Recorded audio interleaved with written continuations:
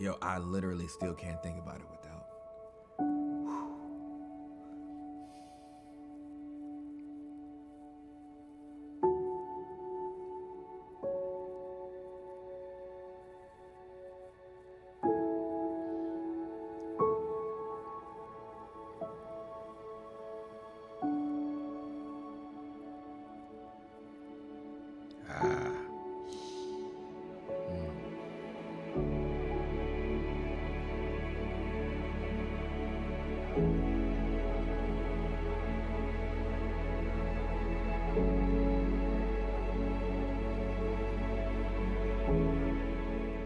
What's up, my Tomies? I hope you all are doing well. Listen, Tom and I got together and we put some things together for you as you step into the new year so that you can reset in the right way. So we are offering peace of mind and creating in chaos for $89. You're not going to be able to beat that.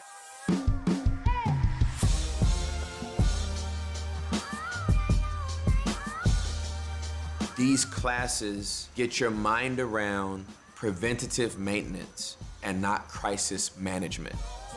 Your body is keeping the score. Your body knows you're not telling the truth about our experience. We can't control what life throws at us, but I do believe we can control how we respond to it. You are going to see yourself very, very differently than you have before. Ooh, so y'all weren't even finna get this is bonus material. Your next step needs to be the type of faith move that pulls you out of your comfort zone.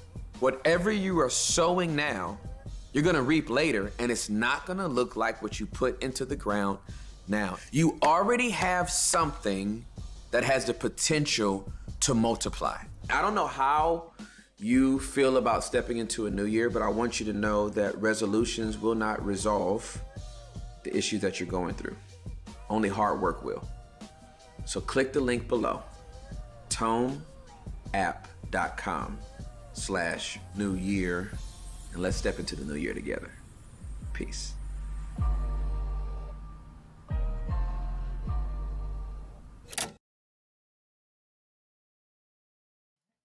Happy New Year, everybody!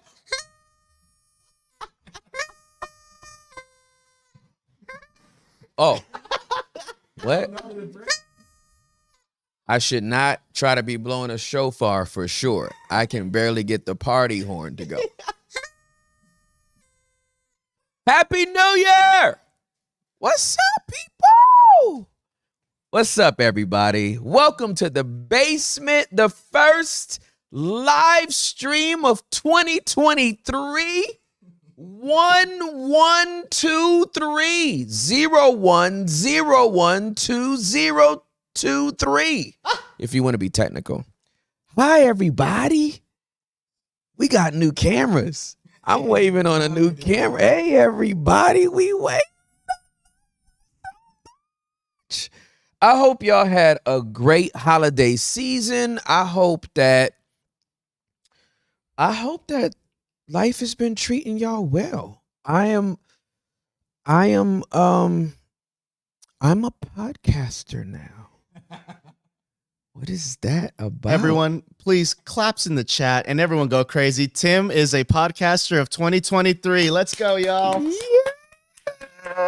That's crazy. So yeah, this is my full-time job now. This is weird. Like, this is very strange. I got up this morning around 9:15. I didn't go to sleep till 3 o'clock in the morning. That's never happened on a Saturday night. I woke up around 9:15 and jumped online to watch Embassy City's first service of the new year and heard a great message from my pastor, Tim Rivers, who is the new lead pastor of Embassy City Church. Y'all need to blow up the chat right now for the new lead pastor of Embassy City Church, though. So Tim Rivers had this great message about it's a new day. And then we ended the service singing, "It's a new season. It's a new day." So like it was so prophetic and so appropriate to hear that message today, knowing that we were doing a live today as well. And we didn't plan it, right? We didn't, I surely didn't know what Tim was preaching. And did we come up with this like 7 days ago? This was very off the cuff. Yeah, it was. It was like, because we were chilling until. It was a joke, honestly. I said New Year's live stream just for fun to celebrate, and you're like, y'all really want to do I it, was though? like, don't Y'all play. wanna-" I was like, don't play though, because if you play though, right? So like, yeah, we just decided to go live, and really, this is. I would consider this the first fruit. I would consider this the tithe, right? They always say, well, I don't want to say they always say, because who is they? I hate when people say, I tell people all the time. I'm like, you tell people all the time? Like the literalist in me is like, you never not tell them? You never not tell? Like you just be telling everybody all the time the next thing that you got to say, so I really feel like the saying is true. Whatever you're doing on New Year's Eve /day, that's what you're going to be doing the whole year. So if you're loving on your family, if you're doing a line of Coke, I know that was like mad extreme in between those two, but like whatever the old adage is, whatever you're doing on New Year's is what you're going to be doing all year long. So this is what we're going to be doing all year long, making podcasts and interviewing people and creating a safe space to contain people's vulnerability and their transparency and talk about all the things, prepare for all the smoke. Like, you know what I'm saying? Like, I mean, we started filming and recording this stuff in June of 22. And y'all have walked with me on this journey, so I don't need to recap it. Like y'all saw me nervous and all that kind of stuff, and kind of settling in, and then trying to figure out how far is too far, and people getting offended and misunderstanding and all that kind of stuff. Which is why we're holding the social media side way more accountable now, right? Because we are literally putting up the timestamp, right? We're telling you exactly which episode it was, the title of it, and the timestamp. So, before you get super triggered, go back and watch the whole thing in context. And if not, go pull up the clips, because we have a separate clips channel, and that clips channel does a little bit longer format. It could be as short as 3 to 5 minutes, but it could be a whole 15-minute chunk, a 22-minute chunk. Because we have no parameters out here with these lives, you know what I'm saying? Or our interviews now, like we'll go 3 hours in a minute. We don't care. We do not have to be done. This is not a Sunday morning service. We are not running services. We do not. I am not bound to a clock. There's no 40-minute clock and be done and everybody get out and get back in. That's not happening. So, I'm excited to be in this space. I'm excited to be helping people. I'm excited to be listening to people. I'm excited to learn people, hear different perspectives, see what people are doing and how they're doing it. So this is still very, very surreal. But yo, I want to shout out the supporters of the basement right now. Like, I am not going a step further into this pod without shouting out the people that support it. And I'm not going to do a roll call with names, but I want to show you guys, but I just want to explain to you all like the miracle of all of this happening, right? So first of all, when we started with a sponsor like that just believed in us off the rip. Like y'all might get tired of seeing them tone sponsor ads. We don't get tired of it. Let me tell you why. because they believed in us before we even had proof of concept.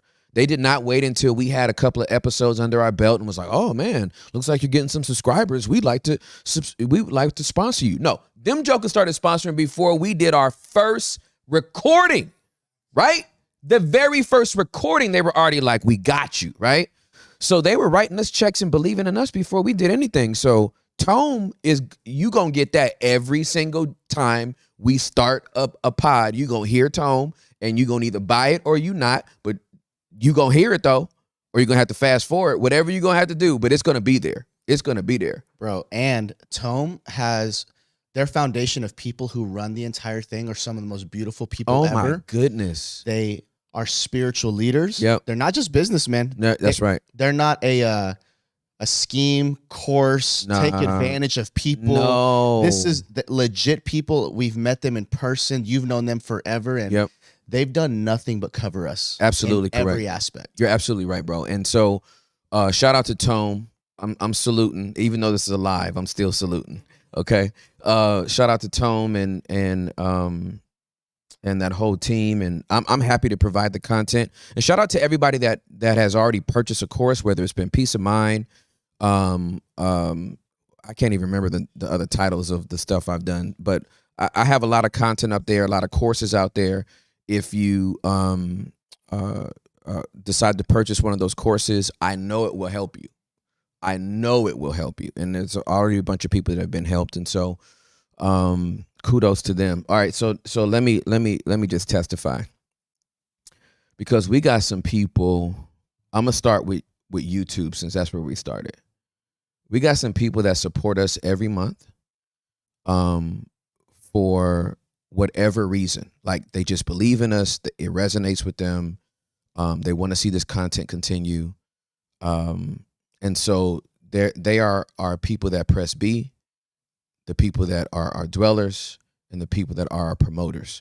For everybody that's been asking questions about, how do we support on YouTube?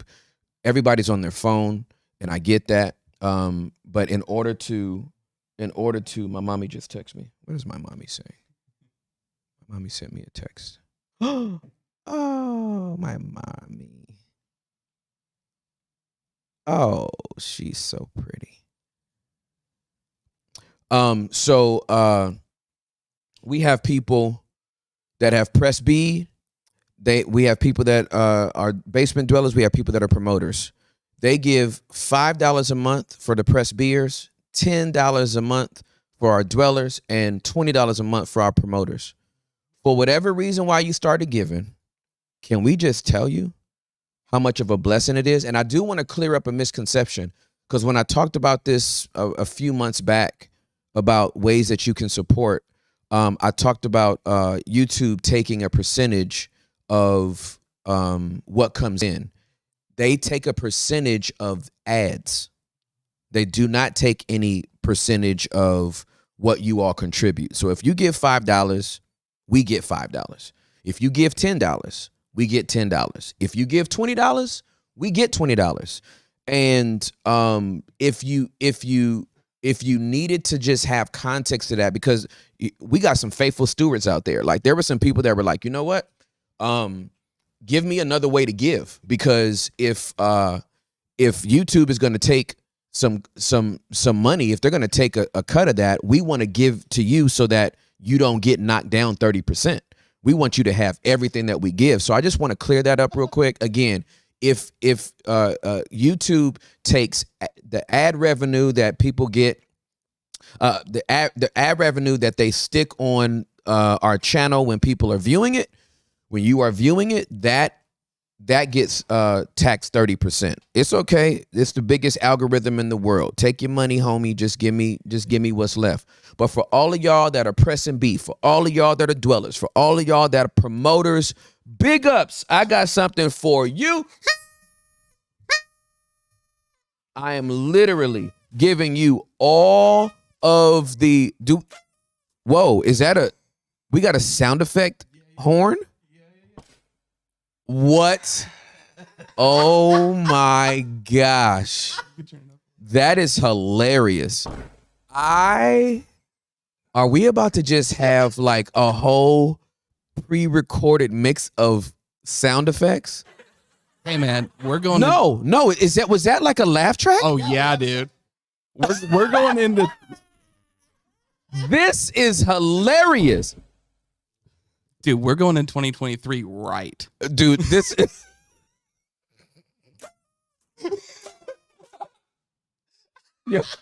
Yo, dude, this is hilarious. Listen, hey, y'all. I did not know this until right now. I had no idea that this was even a thing. That is hilarious to me. All right, so I'm shouting out everybody that is already supporting, and for those of you all that have been trying to figure out how to support, you're hunting down. You have to be on the desktop version to actually. Do I have that right? You do have to be on the desktop version to be able to join and become a member. If you're already a subscriber, I love you. If you want to be a member, I love you. I don't love you more. I just love you. I just love you.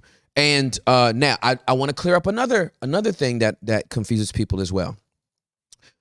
So we have member exclusive content, but the member exclusive content is for those that are at the dweller level or above. Right? And we only have 3 levels. We have Press B, we have dwellers, and we have promoters. So if you are a dweller or a promoter, you have access to all of the member exclusive content. If you are a Press B-er, you do not have access to that content. And I hope that doesn't make you feel some kind of way.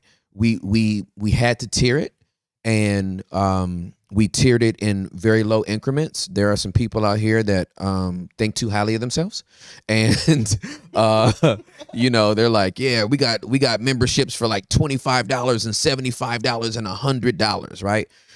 There's no hustle game here. We ain't selling prayer shawls, right? We're not going to charge you $1,500 to learn how to pray. We don't have any holy oil coming from Jerusalem. We have no water coming from the Jordan. This is not a racket, right? Like this pod is going to be able to reach a lot of people based on the support of the people that feel like this is something that they want to put their dollars behind. So it's the reason why you don't hear me every single pod saying, make sure to click and subscribe. As a matter of fact, I've never said, make sure to click and subscribe, right? You're going to either do it or you're not, right? This is the way that I was in ministry. This is the way I'm out here on this water, right? Either you want to or you're not. You understand what I'm saying? We ain't about to go through all of this hustle and manipulation and all that kind of stuff. We ain't raising no offerings. We ain't doing a first offering and the second offering and the third offering and the fourth offering and fifth offering. So if you want to give, cool. There's some people, you're not members, but you'll give in the live chat, or you'll give during a premiere, right? You might not have the finances to give $5 a month, $10 a month, $20 a month, but you might be in a situation where you like, you know what? I'm holding an extra 50, and I can put something in the super chat right now. I think that's what it's called, right? Isn't it the super chat? Okay, I know I've given in there. I just didn't know what it was called. So and I was right. This whole time that you've been walking us through this, there's been one person, I can't pronounce her name, so I'm going to just do her initials, AE. She's already given like over $100. Oh my gosh, what is happening? We've had member after member join. Oh my gosh. Like as you're talking, and oh my gosh. Bro, these dwellers, we love you, and they believe in you, man. They believe in you so much. Well, they believe in us, right? They believe in us. This is team effort, and listen, we are out here. Like this is legit my job now.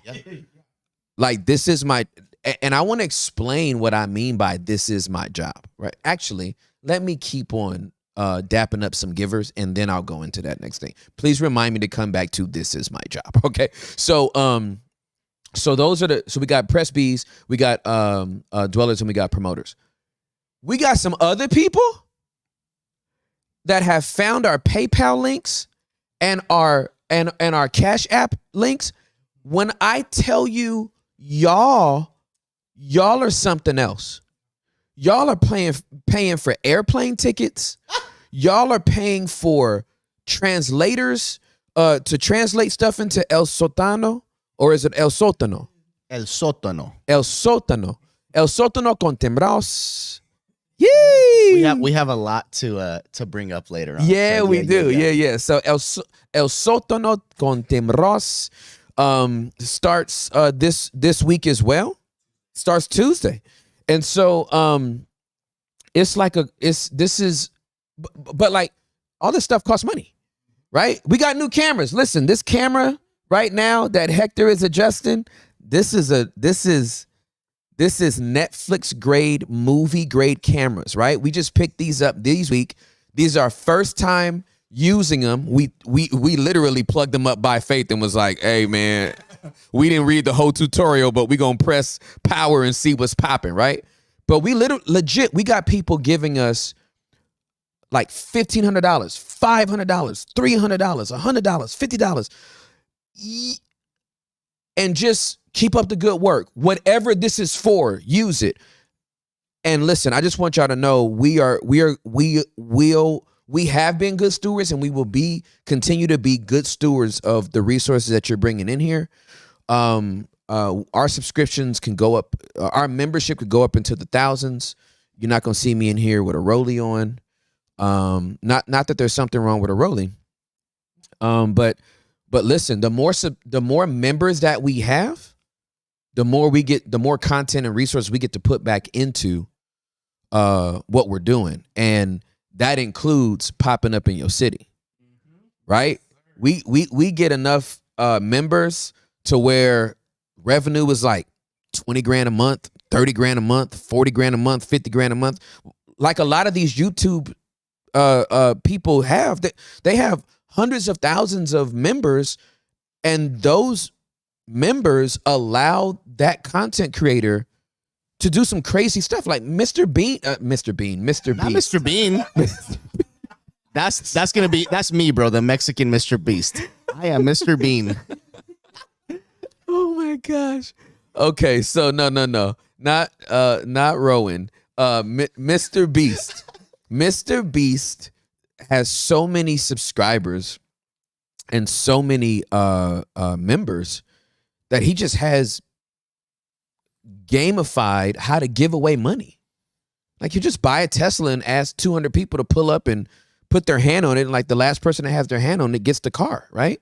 And he's giving away jets and he's giving away all that kind of stuff.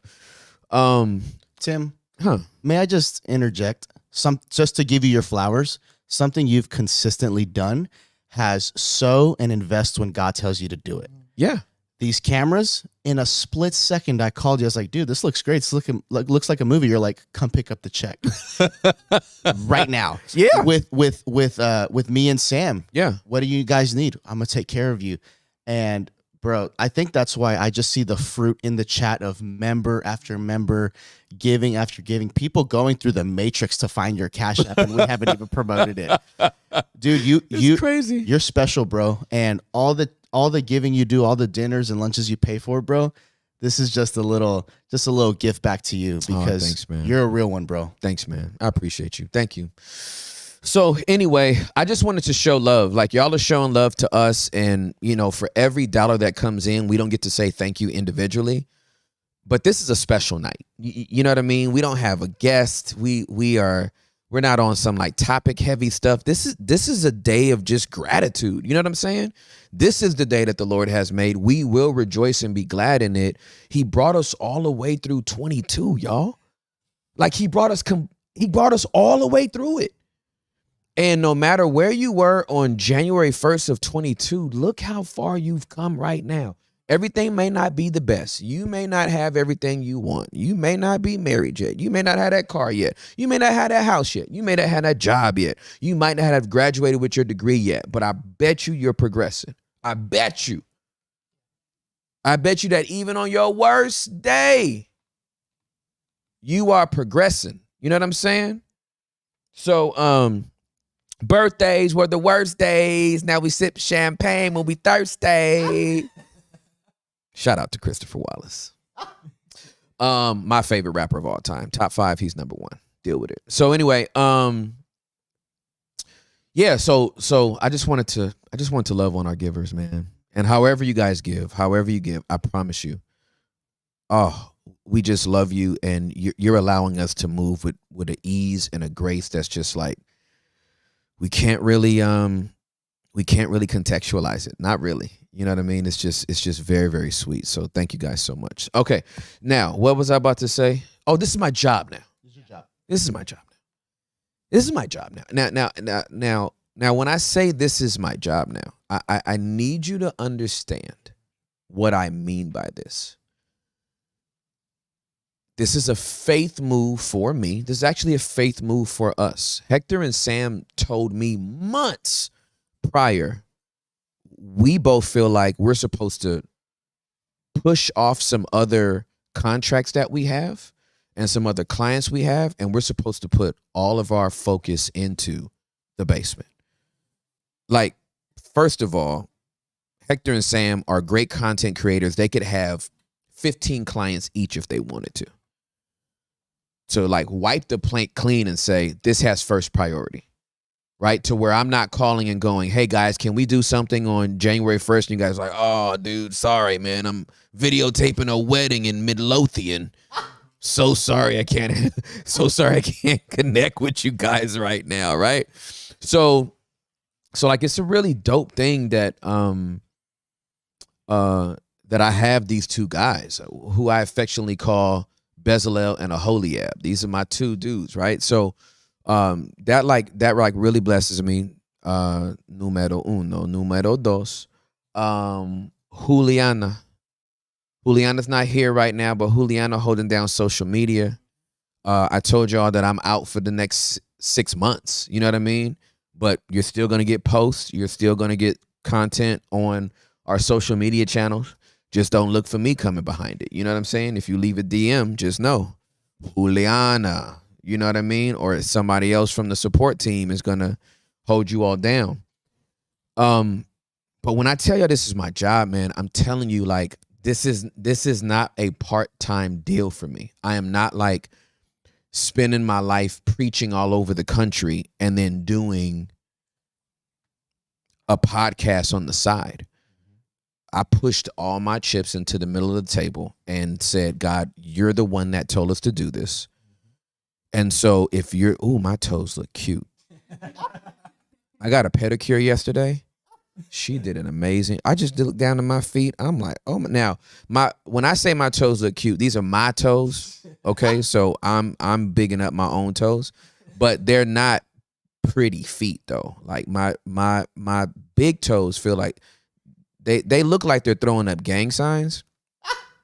I have had several people ask me if my big toes have been broken before because they do a curve. Rachel, Hector's wife Rachel is right in front of my toes. She's nodding in deep affirmation. She is like, you right. Her eyes are like wide eyed, like they look broke right now, fam. So yeah. So they're cute toes to me, but I know they ain't attractive toes. They ain't gonna be on nobody's like they're not gonna magazine. end up on a celebrity feet finder. No, fam, not at all. These feet are not insured. I can tell you that right now. But I pushed all the chips to the middle of the table, y'all, and like this is part of the faith move, right? Is not leaning back into familiarity, not stepping back into the place that's most comfortable for me, which is preaching. Like I've been preaching for 26 years. And it would be easy at this juncture to like fill up my entire year with preaching engagements. And I'm not doing it. Like literally, the Lord told us to do this pod and to get as many people to the basement as we can. That could be in the thousands, the hundreds of thousands, or the millions, or hundreds of millions. I don't know. But the next 25, 30 years of my life, we about to put in this work. Like, this is what my life is about now. Content creation, podcasting, influencing people, right? To not be like me, to be like Jesus. You know what I'm saying?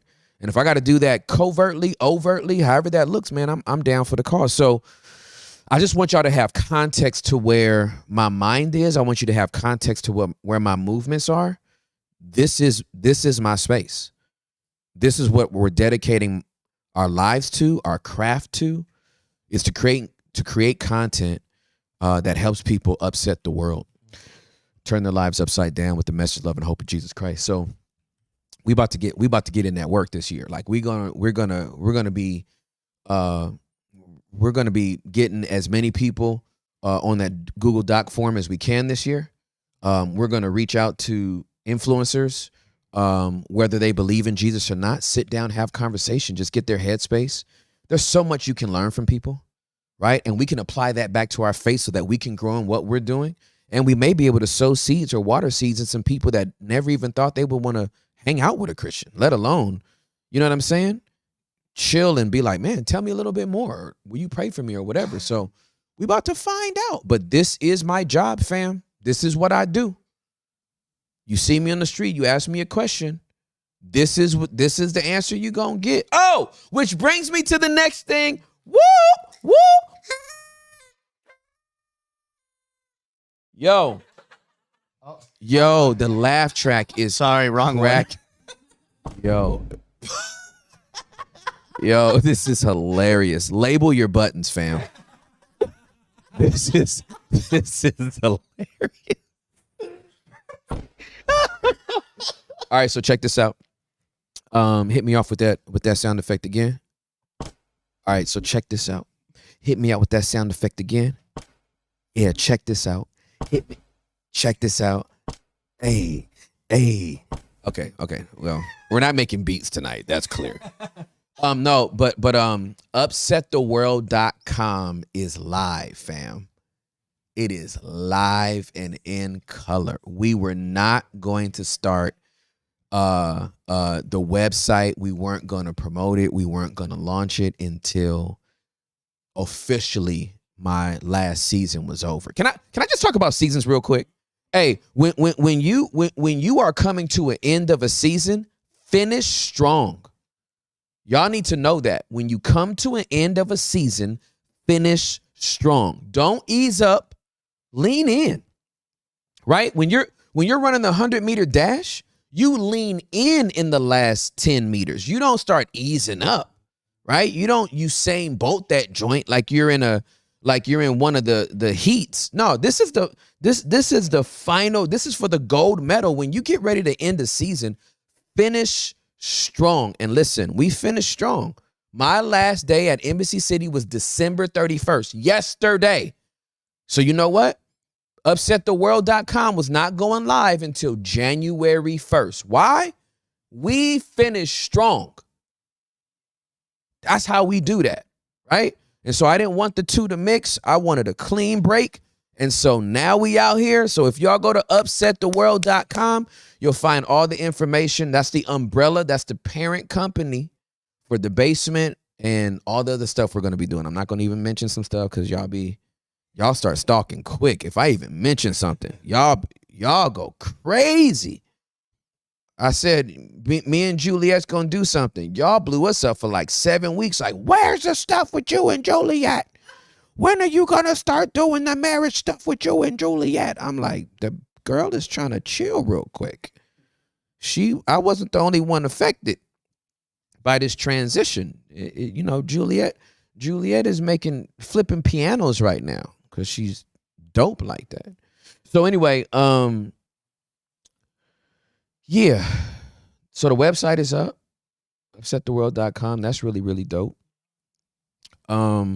I'm pretty sure that there's going to be a lot of people like calling me to preach at their churches. I'm only preaching at a select few churches next year or this year in 2023. So I'm telling you now, I'm probably not coming. Like if you invite me, I'm probably not coming. And I'm not coming not because I don't like you, but because my priority is this podcast. I am not a full-time itinerant speaker with a podcast on the side. This is my full-time job, fam. This is what I do for a living. So, I think it's time. Y'all, listen. We got a box. We got a box in the mail. We got a box from YouTube in the mail. Is this a good shot? Should I? Right there. Right here? Right there, it's golden. Huh? Don't show my address. Oh, snap. Oh my God. Scratch it. Where is it? Oh, it's right there. We got this box. Good looking out, Rachel.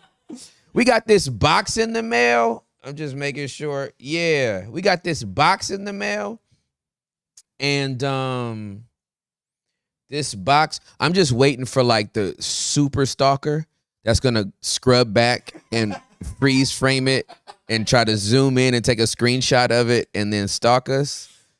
Don't run up on this house, fam. I just want to let y'all know we got red dots. We live in Texas. We live in Texas. Don't run up on this house, though. Because you could get shot, though. Don't run up on this house. Okay. That was a little bop. Don't run up on this house, though. Because you could get shot, though. Don't run up on this house, yo. Because my CZ go pop. That was dope. Okay, so why am I still trying to do this? Okay, yeah, we got a box, fam. How about that? We just got a box. And listen, this box came, I guess 2 weeks ago now. And, I did not want to open this box until Hector and Sam were here. And I didn't want to open this box until we were all here. So listen, I know we got a huge, let's shout out iTunes and Spotify listeners right now. Yo, we love y'all. Thank y'all for making us part of your morning commute, your evening drive. You go to the gym and you throw in the audio of the basement. I love it. We actually helped a lady get cross country after driving to go see her children and her grandchildren. And she said she listened to us on the whole way there and the whole way back. She just binged the audio of the basement. So thank you all that listen on iTunes and Spotify. Can I just say also as well, y'all can check this for yourself. We are consistently now in the top 10 most listened to weekly podcasts in Christianity and spirituality. Like, name everybody, we're in the top 10. So if there's a site called chartable.com. And if you go in there on iTunes and click on it and then go down to Christianity and religion, I think it is, we're in the top 10 now. I remember when we first saw the chart, I don't even know who told us about it, but when we first saw the chart, we were like 20 and then we were like 18, then we were like 15, and now we're not constantly, but we're consistently in the top 10. Obviously those things fluctuate by day, but like the fact that we're in the top 10 and we just talking, it's kind of dope. But now back to this, yo. Listen, I'm unboxing this right here, right now. I have not opened and unboxed this thing and unwrapped it. Like, I wanted to do it with y'all. But listen, fam, when did we crack 100,000? I don't remember because we've just been skyrocketing. We're at 131 today. What? Which is wild. I think maybe it was in November that we hit 100,000. I'm going to check Instagram real quick. I'll fact check. End of November? Okay, yeah, I don't know. I can't remember. November 21st, 2022, we hit 100K. Wow. On YouTube. Okay, so we hit 100K on YouTube, and there's these different tiers, right? At 100,000, 500,000? Is that another tier? I think so. Okay, I don't know. I know 100,000 and I know 1 million, right? But I don't know. There's got to be increments in the middle. There's got to be. That would be a sad thing. Like, Hit 100,000. We'll see you again at 1,000,000. Do it 900,000 more times, and then we'll celebrate you again. So I'm sure there's another tier. Anyway, all I know is at 100,000, YouTube sends a plaque. So listen, this plaque doesn't belong to me. It belongs to us. We can't subscribe 100,000 times to our own channel, right? So this is not really our plaque as much as it is our plaque. So I'm opening for the first time. And as you can see, they put a nice little cover over it. Is this like an unboxing, like a YouTube video that's just an unboxing? Like, hey, I'm unboxing the new iPhone. All right, so I'm going to move this. Okay. And then there's a little, I guess I'll read this first. All right. So then YouTube gave us something like super official. All right. So some 100,000 subscriber. I want to read this. I'm going to read it with dramatic flair. I think Gabe Kunda will be proud of me today. All right. Ready? Some 100,000 subscribers. Just how far have you come? If each of your subscribers were a light year, they could take you from one side of the Milky Way to the other. That's far. And it's why today we're so excited to celebrate your special YouTube journey with you. Not only have you brought a unique voice and style to the world, you've also created valuable connections and built a community along the way. That's you. In that spirit, YouTube is proud to present you with the Silver Creator Award, which celebrates your hard work and incredible achievement. Congratulations on this amazing milestone, just one of many that we hope will follow in the future. After all, there are countless others out there who have yet to discover your passion and dedication. That's true, y'all, because we went to 100,000 subscribers while I had 2 jobs. Huh? Now I only have 1. Imagine. Just imagine. Okay? Whether they come to your channel to learn something new or just for a laugh, a whole new audience is waiting for you to inspire them, just as your growing community continues to inspire you. We can't wait to see what you do next, and we'll be with you every step of the way. Yours sincerely, Susan Wojcicki. I'm so sorry, Susan. Oh, Susan's the CEO of YouTube. Oh, snap. Okay, Susan. Okay, Susan sending us a little letter right there with her.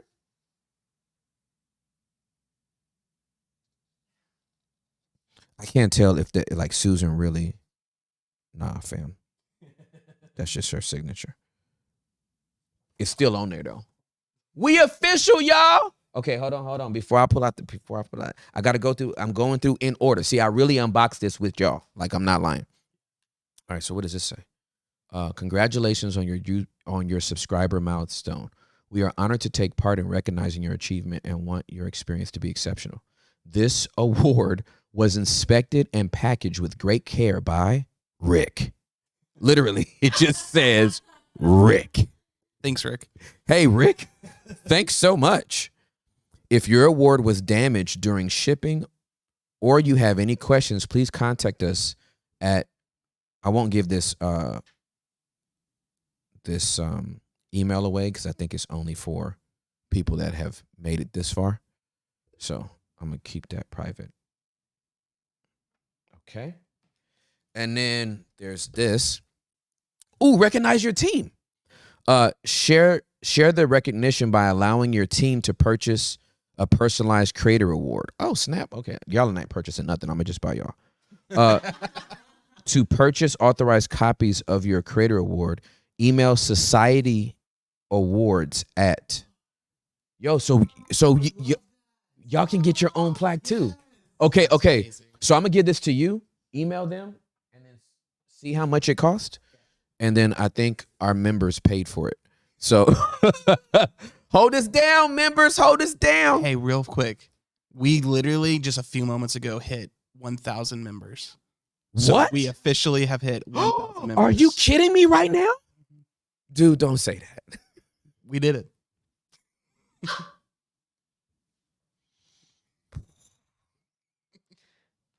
Y'all know I'm a crybaby, so I can't have y'all doing that right now. Well, you know it's official when they put the this non-edible stay freshener in there that they tell you if you tear open, you might die. I don't know what that is. All right. Holy cow, bro. Oh, hold on real quick. I was trying to fight it, but I can't, dude. That's crazy. Woo. I cry a lot. Deal with it. All right. Thank you, Jesus. All right, cool. This is it, fam. This is it. Okay, let me take this out of there. Oh, you can hang it up. Ooh. All right. This is it. This is like for real it. Okay. All right. Presented to The Basement with Tim Ross for passing 100,000 subscribers. Y'all check that out. That's pretty. Is that not pretty? Oh my gosh. Mama, we made it. Daddy, we made it. Yo, this is dope, man. Wow, dude. Wow, I can see my reflection in it. It's pretty much fire. This was, you're going to have to explain to them since I don't have a mic. Yeah. This is responses. I put it on your Sabbath. It's all social media responses of all the people and how you've blessed them. So if you just flip through it, it's 3 books. It's over 400 different comments of people saying how much you've changed their life. And I cut it off at midnight. So technically there should be genuinely like 20,000 comments, but for now there's 400. Wait a minute. What are you saying now? Hold on. All right, so you said that this is a flip book? I just want to make sure I have full context to this. So I just gave you 3 booklets that has over 400 different comments of people that responded to a questionnaire on your IG story while you were taking a break on Sunday so that you couldn't see it. And the question was, how has Tim changed your life? So there's over 400 people in there that have just shared how much they love you and all that you've done for them. But I did cut it off at midnight. So technically there should be over 20,000 different comments. But for now, it's just the 400. So we love you, bro.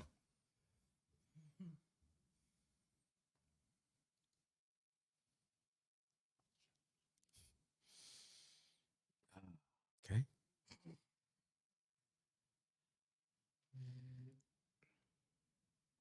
I'm not going to even dare open that right now because thank you, man. Thank you. And thank all of you for this. I do have a little more free time on my hands. And words of affirmation is my love language. So I am going to when I tell you I'm going to read every single one of these, I am legit going to read every single one of these. I will cry through the whole thing. Man, this is just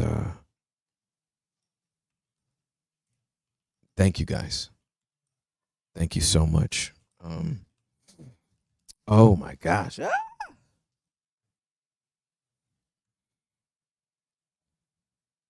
Trying to resist the urge to open this.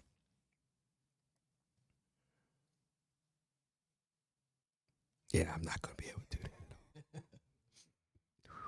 The person at the Walgreens where I made it, they were so confused. They're like, what is this?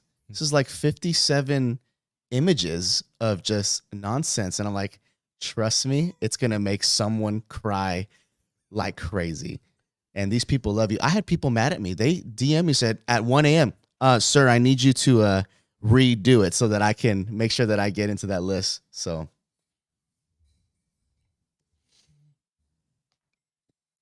Yo, it makes it's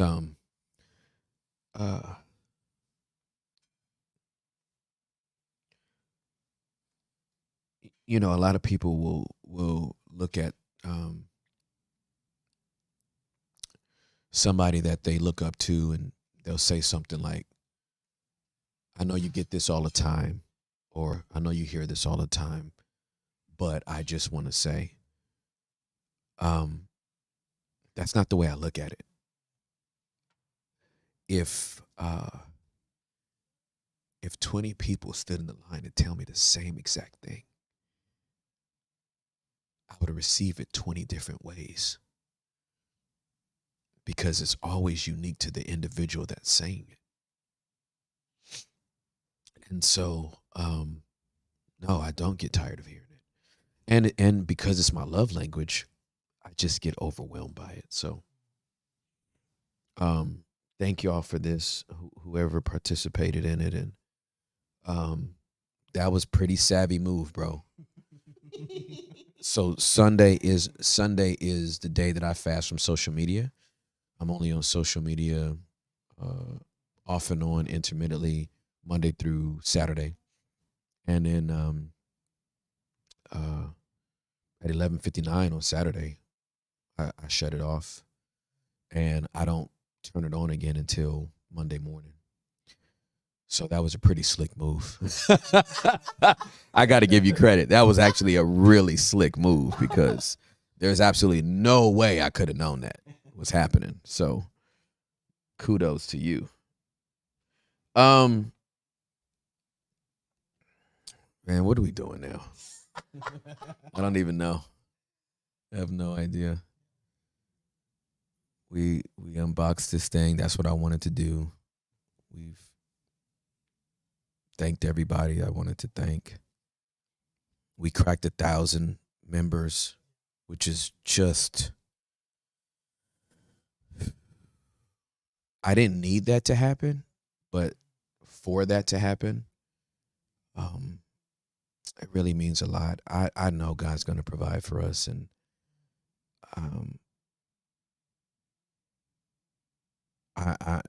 there's nothing in me that thinks that this season is going to be anything short than miraculous. I know that there's some people that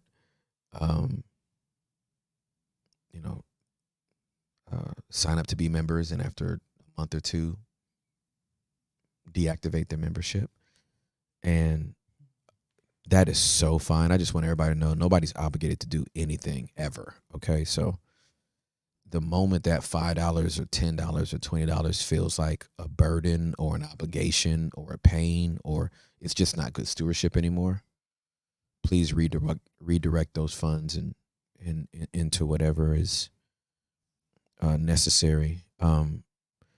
But for however long you remember, thank you.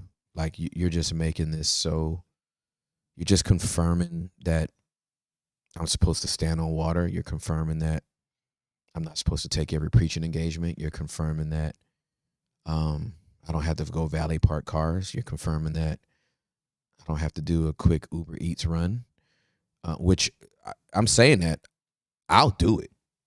I need to be very, very clear right now. Before my family is looking at me crazy and I'm over here believing God, man, please, I'll go wash cars. It ain't nothing below me, beneath me. I can work. I ain't forgot CarMax, the auto superstore. I haven't forgotten Nissan Motor Acceptance Corporation. I haven't forgotten any place that I've ever worked. I haven't forgot being a distributor for Gatorade in their vending machines. My memory is not short. So, you know what? This is going to seem real janky right now. Like, for real. I already know it is, and I really don't care. I got to see if Smoothie King is still open.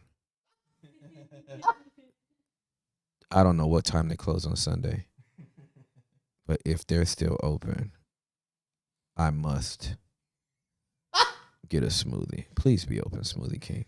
That would bless my life. This is so ratchet right now. So ratchet. Yes. Closes at 7:40. Okay, I got. They want a live, man. They're gonna get live. So y'all are getting live. I'm not even apologizing. I'm not apologizing for this. I want a smoothie. I got back in the gym and I need some stuff. My calorie count. I'll do a recovery. I'm gonna do the strawberry banana again. Okay, I'm doing a 32 ounce this time in Jesus' name. And what am I adding? No. All of that. I want all of that in there. Enhancers, energy boost. Ooh, ginseng. Y'all pray for Juliet. Immune support. Bang. Metabolism boost. Bang. Multivitamin. Bang. I don't need none of that. Ginkgo biloba. Pure recharge. Ooh, that has caffeine in it. Nope. I'm not doing that. JB Copeland texted me, said, yo, I'm in Denton if Tim wants me to bring him a smoothie. You want me to ask him to do it? Yes. That giant barbarian? Is he dead serious? He's being completely serious. Is he by a Smoothie King? He's in Denton, and Denton's not that big. Hey, you gonna back up off my city, fam? My city's dope, bro. Dude, if he doesn't mind, I got you. You got your do you know your order? yeah, I do. Okay, I got you. All right, so I'm a Let me call this fool. all right. I think I'm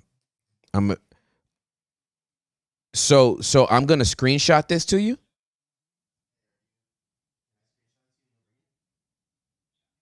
Oh my goodness, JB. JB is a beast. Look at God blessing us. Why do I keep airdropping to you? I'm so sorry. Instead of texting, I'm airdropping stuff to you. So that shows everything that I wanted in it. 32 ounce, but yada, yada, yada. It has been sent, and JB will be bringing the goods. Hey, dude. Hey, so everybody needs to know JB is a OG. You understand me?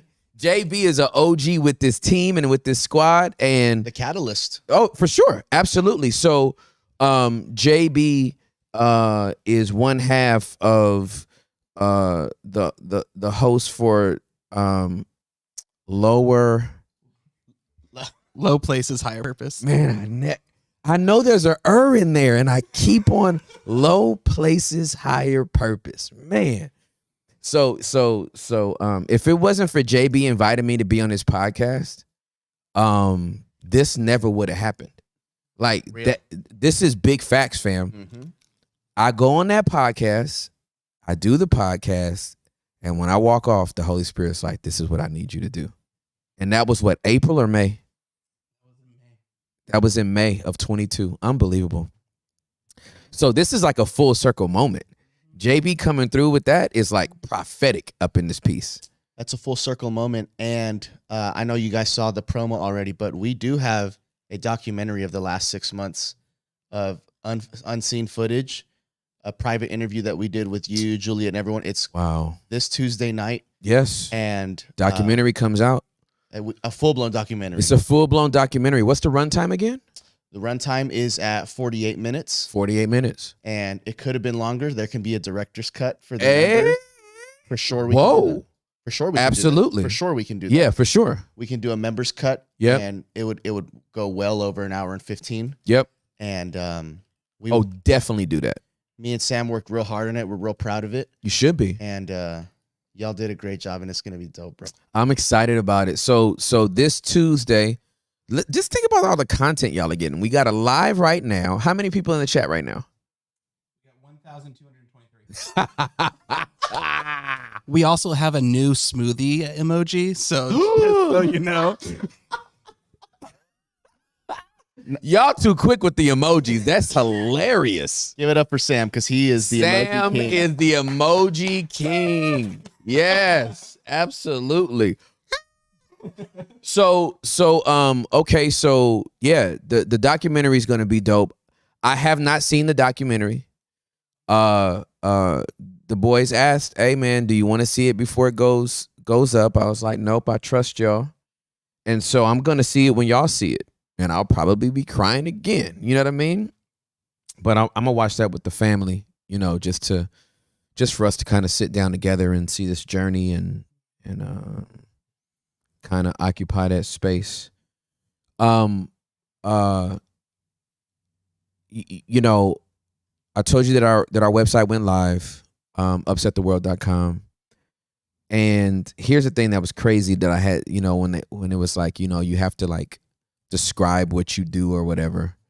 And it was because remember, I've been preaching for 26 years, right? So whether I was like a youth evangelist or, you know, young adult pastor, itinerant speaker, associate pastor, executive pastor, lead pastor. The only thing I've been doing for the last 26 years is stuff in ministry.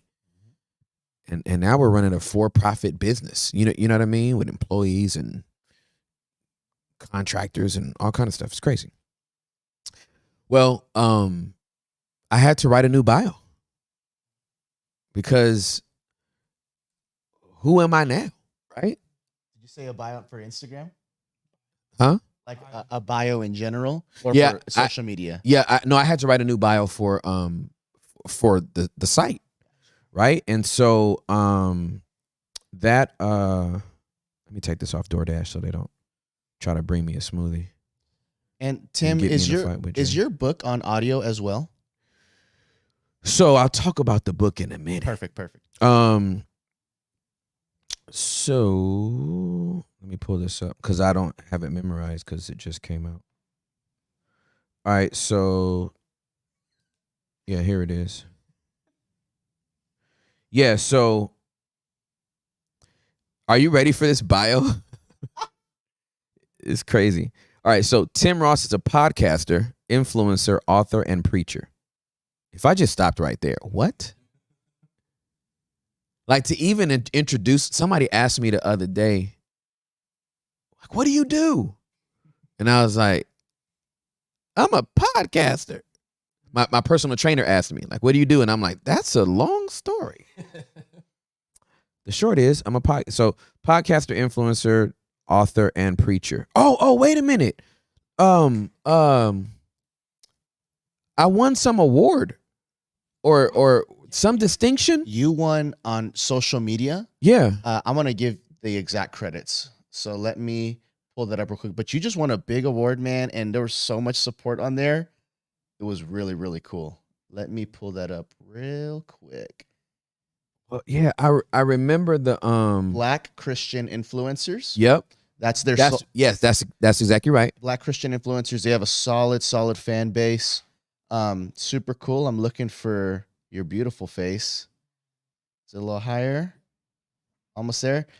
Motivational Speaker of the Year at Upset the Gram. The comments went crazy. All the dwellers showed up. And the clip that they used was, "Don't ask God for it if you ain't going to work for it." Wow, bro. That was your clip with Gabe Kunda. Okay. So I just want to say thank you to Black Christian influencers. Thank you so much for creating a space for your content, and also for creating a space for Black people to be recognized, right? Like, I don't know how I wound up on this finalist list. I really don't know how. And then I guess they left it to a vote from the people. And so for everybody that voted for me on this, thank you so much. I was so honored. I was so humbled. I am like to win in any category. It wouldn't have mattered if it was like The guy that wears the same outfit all the time, the award goes to, it doesn't matter. So thank you, Black Christian influencers. Thank you for everybody that voted. I love you guys. That was like really, really dope. So let's get back to how succinct this bio is, right? Because I'm 47, fam. I'm not doing no long bios, right? I'm not doing no movie credit bios. Bye. No. Tim Ross is a podcaster, influencer, author, and preacher. Since giving his life to Jesus on January 14th of 1996, Tim has traveled the world speaking, leading, strategizing, and helping people bring the message of love and hope of Jesus Christ to all of humanity. That's it. That's all it says. It's not like, and then he did this, and then he did that, and then he did this, and then he did that, and then he also did this, but then he also did that, because when he did that, then he did this, but then when he did this, then that opened, and then he went through that door, and then he walked down the corridor, and then he also backed up into a garage, and then after he did that, then he came back again, did something else.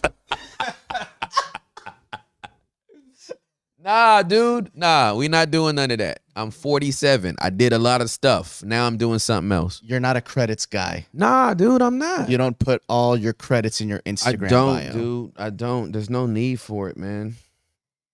There's no need for it. You know, when you just starting out, you gotta tell people who you are. When you've been out.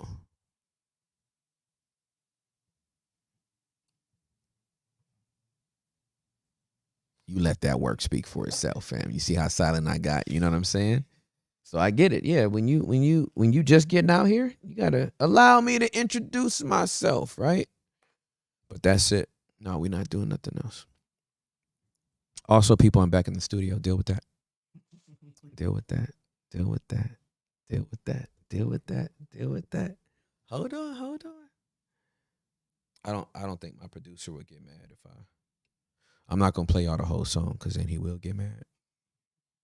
But this beat goes so crazy that I at least want you to hear, like, where's that? Let me see. There it is. This beat. Yeah.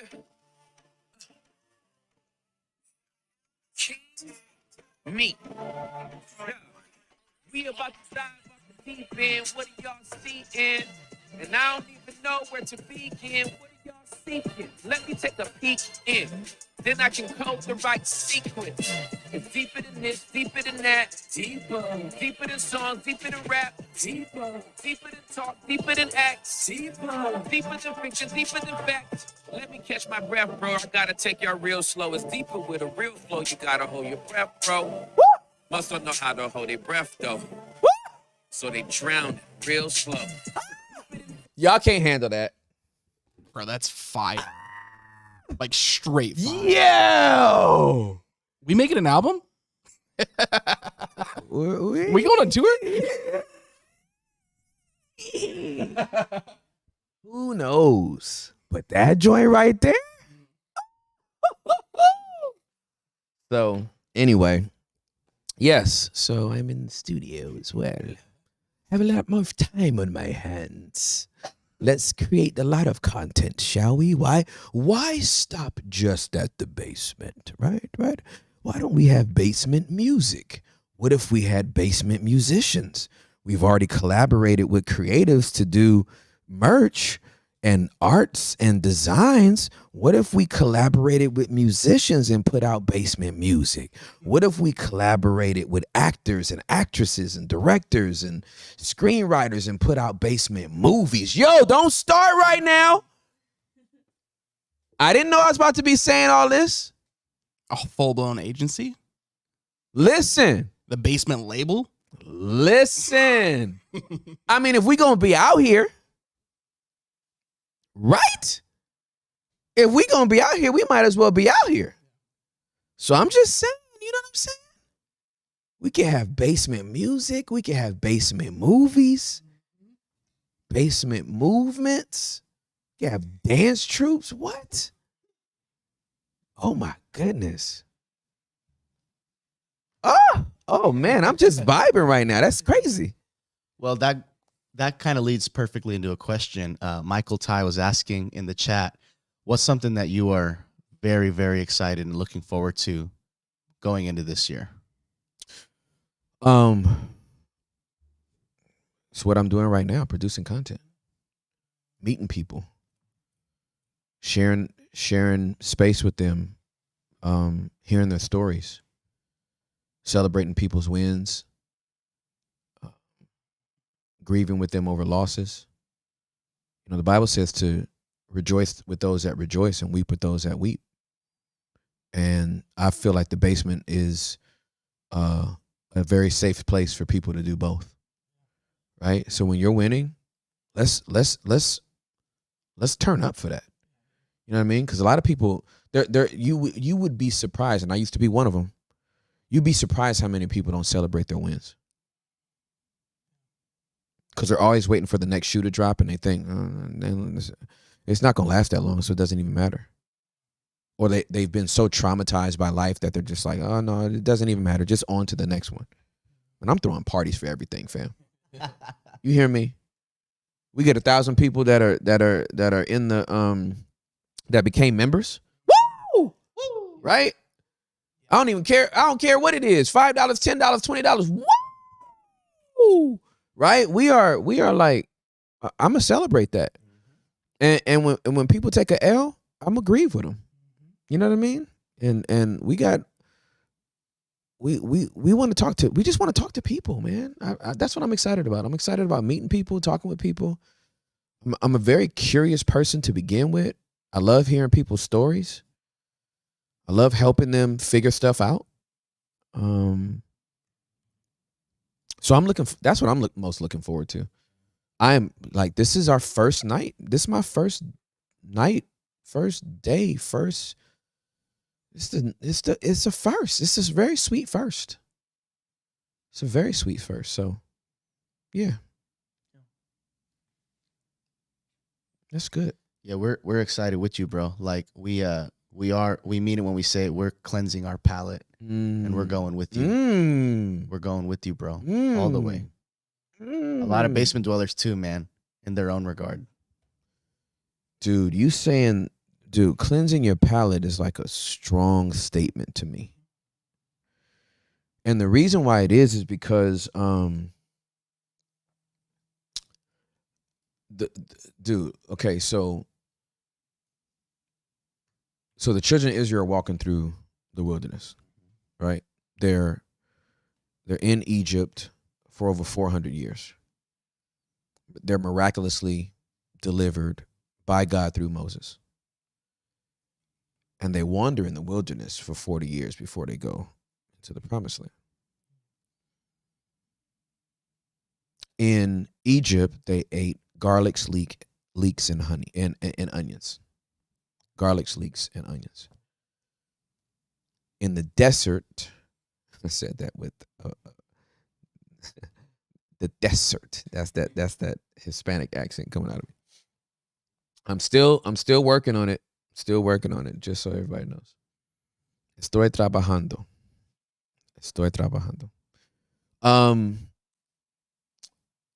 In the desert, they had to eat manna. And then in Canaan, they had milk and honey. So let's break that down real quick. Bondage was garlics, leeks, onions. A lot of food that leaves an odor. Never said that in my life, but it just popped up. Bro. That was hard. They're eating a lot of food that leaves a really powerful odor. Because bondage leaves an odor. Then they get into the desert. And they're eating manna. And the manna doesn't taste like anything. Scripture says the manna doesn't taste like nothing. And a good palate cleanser really just erases the taste of what you have been eating, so you can look forward to what you will be eating. So for the children of Israel, the wilderness was a palate cleanser. So that when they got to Canaan, they could taste and see that the Lord was good. Remember, Canaan was a land flowing with milk and honey. You can't enjoy the taste of milk and honey with garlic on your breath. It will actually pollute the palate. So when you say cleanse the palate, man, I'm like, let's see some people free. You know what I'm saying? People come down to the basement, they get free. Listen, this is no cap. I cannot tell you how many people have emailed and DM'd and talked about behavioral changes that they have been making. Like, please, we can't take credit for this. This is just a vehicle that we feel like God is using. But let's be real. People are literally changing their behavior because they listen to a podcast. We're not that dope. We'll never be that dope. We can't change behavior. Only God can do that. Only the Holy Spirit and his transformative work can do that. But when people start DMing us, telling us they don't watch porn no more, they don't watch porn and masturbate no more, they stop having sex with their fiance, with their boyfriend, with their girlfriend, they started creating boundaries, they stopped smoking weed, like legit, they're like, because y'all are, what I want to salute is y'all ain't being like, hey, who's reading this right now? Y'all be in there telling the truth. Yo, literally. I mean, to say like we're not smoking weed no more. We're not doing this no more. We're not doing that no more. Like, shout out. The palate is getting cleansed, fam. Mm-hmm. That's what happens when, remember, go back to the vision of the basement, right? On that 100th floor, you got something in your hand. And it's your life changes when you put that thing down and you go, I don't need to carry this no more. That's like a big deal, man. So kudos to everybody who is leaning into a relationship with Jesus, and really, really allowing him to be Lord of their lives in like very, very practical ways, right? Not Jesus glitter. We're talking in very, very practical ways. People are starting to like get their lives in order, they're starting to hold themselves accountable, right? They're starting to call their own fouls. They're starting to admit, yes, I used to live like this. Now I live like this. Marriages are starting to be restored because people are coming clean. They're like, yo, I got to tell you something. I was looking at porn, or I did cheat on you, or I did do this, or I did do that. I really want to turn my life around. Kudos to all the people that started going to therapy. Big ups to you, right? So, I mean, I'm just telling you, man, this is like a real movement, and it's a movement that I'm proud to be a part of and honored and humbled to be a part of. So, yeah, man, it's real dope. It's real dope. Well, kind of going off of that, George sent a question in, and I'm going to kind of just paraphrase it because it's a little all over the place. But no worries. It's years I felt God's calling, and in the world's view, I keep experiencing rejection. Now that I'm 39, I've matured, I've grown. Maybe he has kids. He doesn't say, but like, let's say he has kids, a family. How do I get out of my own head with my thoughts of failure and being content, even if I feel like the calling or purpose has passed? Yeah, so there's no expiration date on anointing. Let's get that straight right now. Do I see a person like walking up? Somebody's just walking in the dark, but I don't see a car around.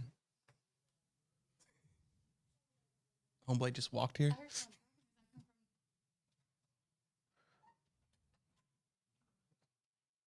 Do they not see the driveway or what?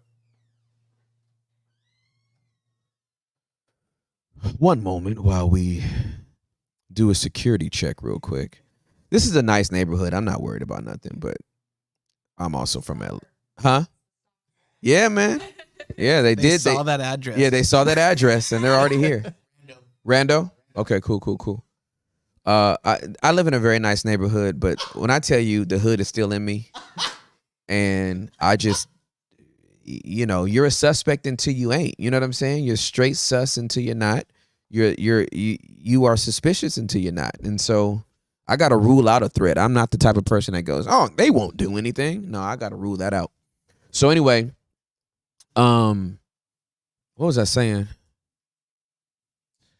You were saying that purpose and calling does not have an expiration. Yeah. So your anointing doesn't have an expiration date, and 39 is not old. What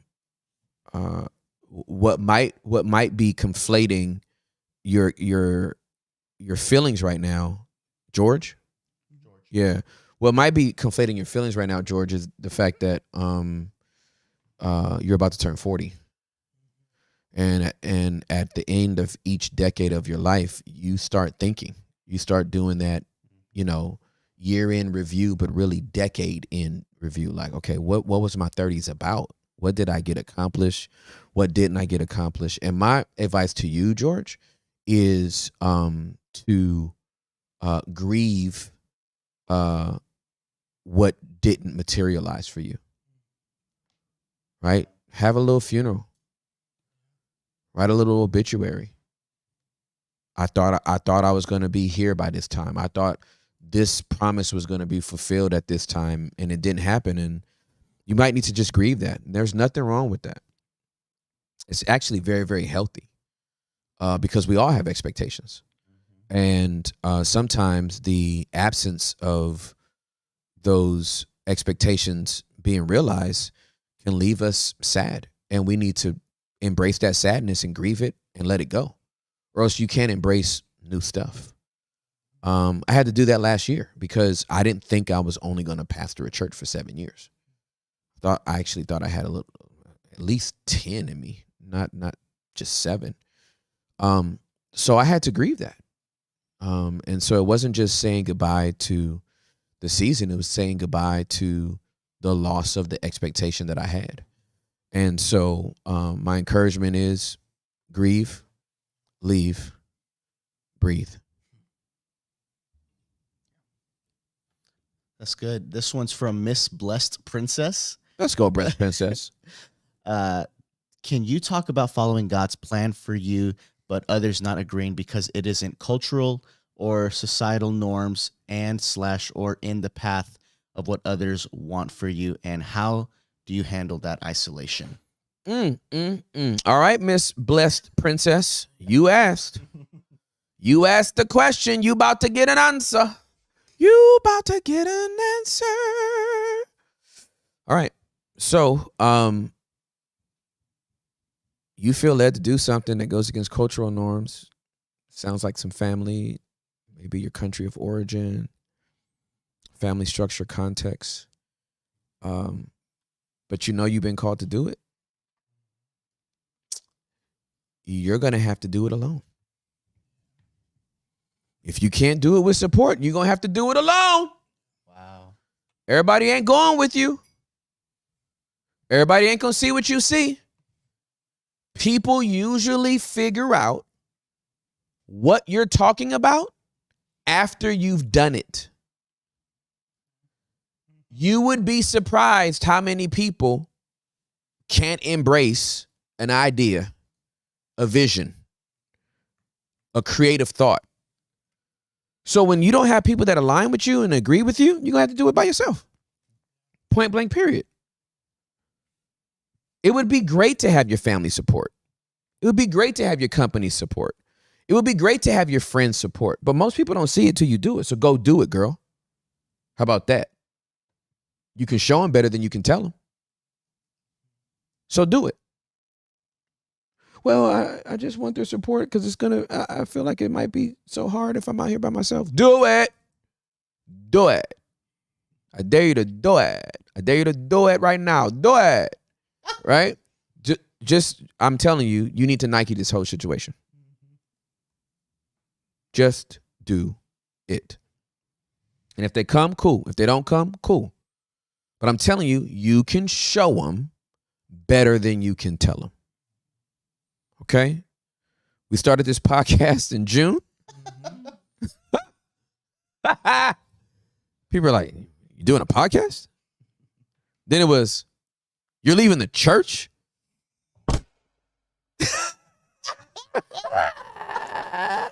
To do a podcast? Well, I didn't leave the church to do a podcast. The Lord told me to leave the church before he even gave me the podcast. But I guess from the outside looking in, it looks like I left the church to do a podcast. Psych, that's not it. But be that as it may, this is where we are. And because this is where we are, this is how we have to do what we're doing. We just got to show the people, because they're not everybody believed in this. There's some people that, we got people on YouTube making videos about how trash I am. And what I say is just absolute trash. So everybody not going to agree with you. And you can't wait on anybody to agree with you. I couldn't wait on anybody to agree with me about this podcast. I just had to start. And once I started, God did the rest. So do it. And let me tell you, there's two things going to happen when you do this. Miss something Princess? Blessed Princess. Miss Blessed Princess, let me tell you something. One or two things are going to happen when you do this. You're going to succeed or you're going to fail. If you succeed, yay. If you fail, learn. You hear me? If you succeed, yay. If you fail, learn. It is not the end of the world if it doesn't work. It could actually be the beginning of an incredible new idea. When you take what you learned and move forward after the failure. Listen, there is risk involved with creating dynamic change. And if you play it way too comfortable, you will not see anything significant happen in your life. You can just expect an incremental raise on your already, directionally focused trajectory. So I hope that helps. And to kind of talk about what the three of us in this regard. Yeah. You would practice sermon prepping. That's and right. Speaking. Sam would go live for 24 hours on a live stream. That's right. 3 people watched. Okay, so let's slow down. Yeah, slow down. Let's slow down right here, right? Because we're all sitting here right now, right? And Rachel's off camera, but shout out to Rachel. That's Hector's wife. Let's appreciate the beauty of the 4 of us even being here right now, right? Sammy was doing live streams, video games, 3 people watching. The reason why we can do a live stream right now is not because Sammy learned how to do a live stream when I was like, I want to do a live on YouTube. Sammy was already doing live streams when 3 people were watching. Now there's 1,200 in the chat.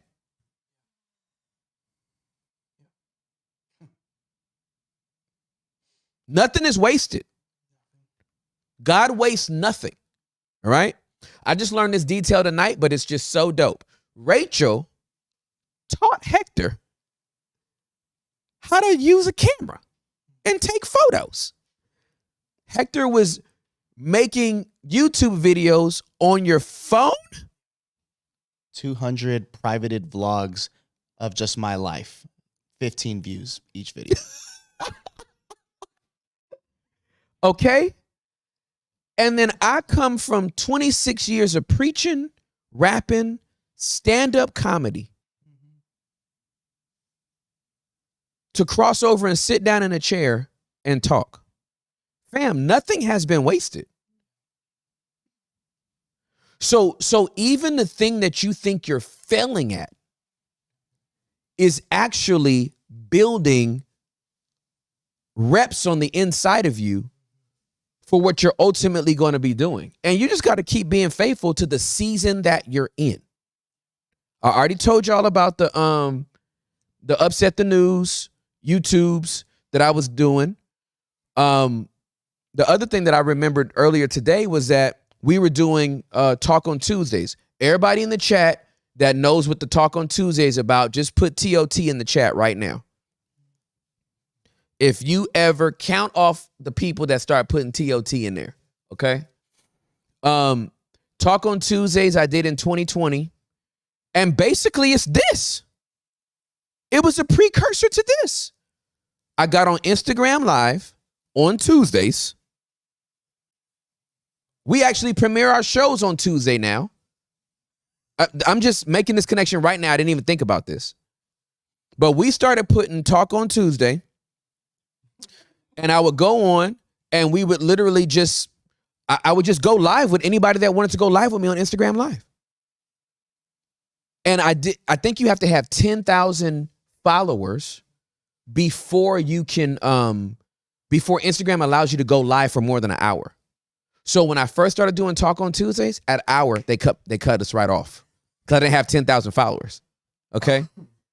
So now we have content 5 days a week that gets posted like clockwork, 9 a.m. Central Standard Time, Monday, Tuesday, Wednesday, Thursday, and Friday. But all of this started, y'all scroll all the way down to the beginning of that Instagram account, because that Instagram account went live in 2020. I was not on social media prior to 2020. So when y'all see 290,000 followers, is that I think that's where we are, 290,000 or something like that. Okay. So this account is 2.5 years old. My Instagram account is 2.5 years old, fam, not 10 years old, right? So I was already doing this. I didn't know it was going to turn into this, but the Upset the News stuff I was doing, the Instagram lives I was doing. It's like, I don't know exactly how long I'm going to do this or what I'm doing. I just feel like I need to do something. Then I started doing swag drops on TikTok and started doing the swag drops and just trying to encourage people. And it was like 300 people saw that. You know what I mean? That wasn't going viral. Nobody was like, these swag drops are amazing. It was probably like showing my age. Like, this dude still says swag. He sucks. Right? But everybody drink water.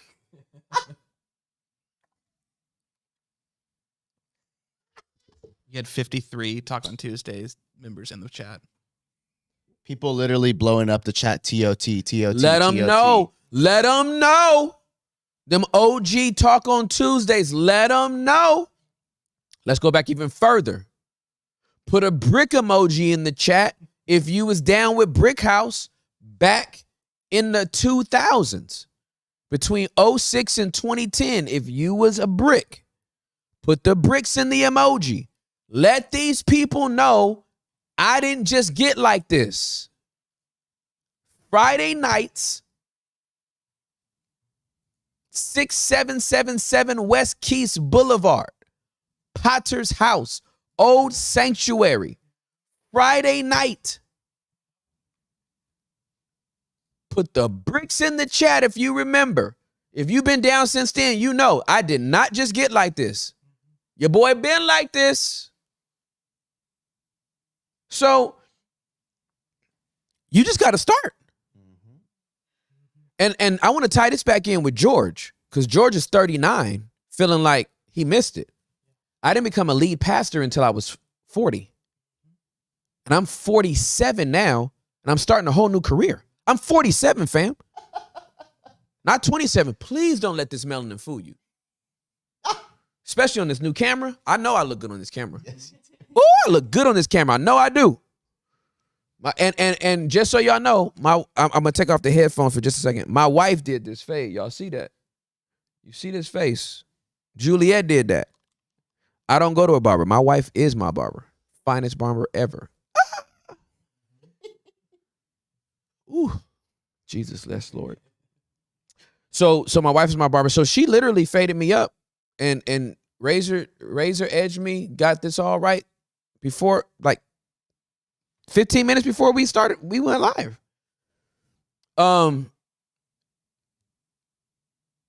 This is what we do. This is how we do it. And to George, you're not late. I'm 47 and now I'm a podcaster. Where is this going? We're going to find out. But let me give you who my inspiration was. Because obviously I had to think about it. I had to, I'm 47, I'm changing careers. I have a 14-year-old, I have a 12-year-old. Who does this? Right? I'm trying to pay off this house. Who leaves a successful job to go do something that a lot of people are already doing? Me. Us. Right? And let me tell you who my inspiration was. Samuel L. Jackson. I was just about to say that. Were you really? Yep. I'm 40 years old. Yeah. Yep. Samuel L. Jackson was in his 40s when his acting career started. Hear me, not took off. Started. And that man has been in more highest grossing films than any other actor in human history. Did you hear what the words that just came out of my mouth? Samuel M. effing Jackson. Yep. Ladies and gentlemen, this dude became famous by saying 2 words.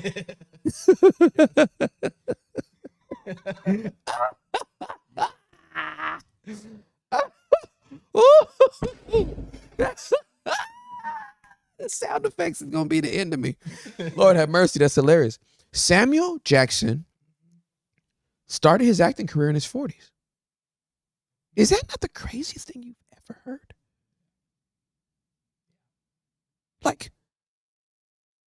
So it ain't too late for you, George. And to Miss Blessed Princess, I think I got that right. Homegirl, you don't need your family's approval to do nothing. You don't even need their support. Oh, thank you, Holy Spirit. Hey, listen, y'all better, let me tell you something. You don't need money to start.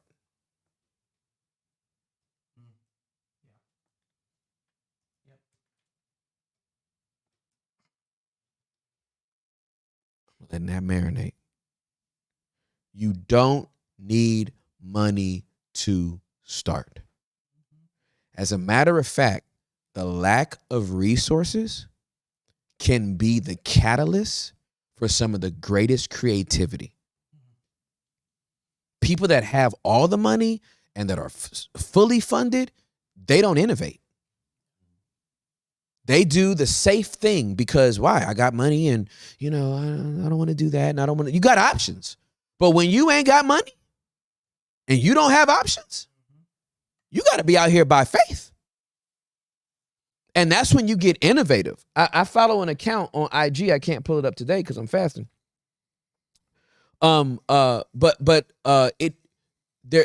There's these places in Africa.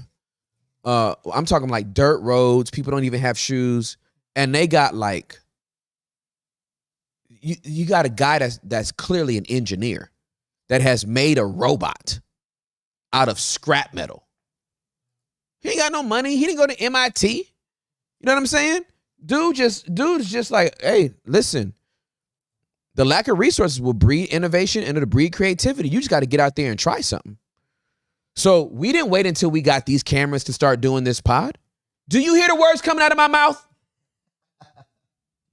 We did not wait until we got these cameras and that monitor.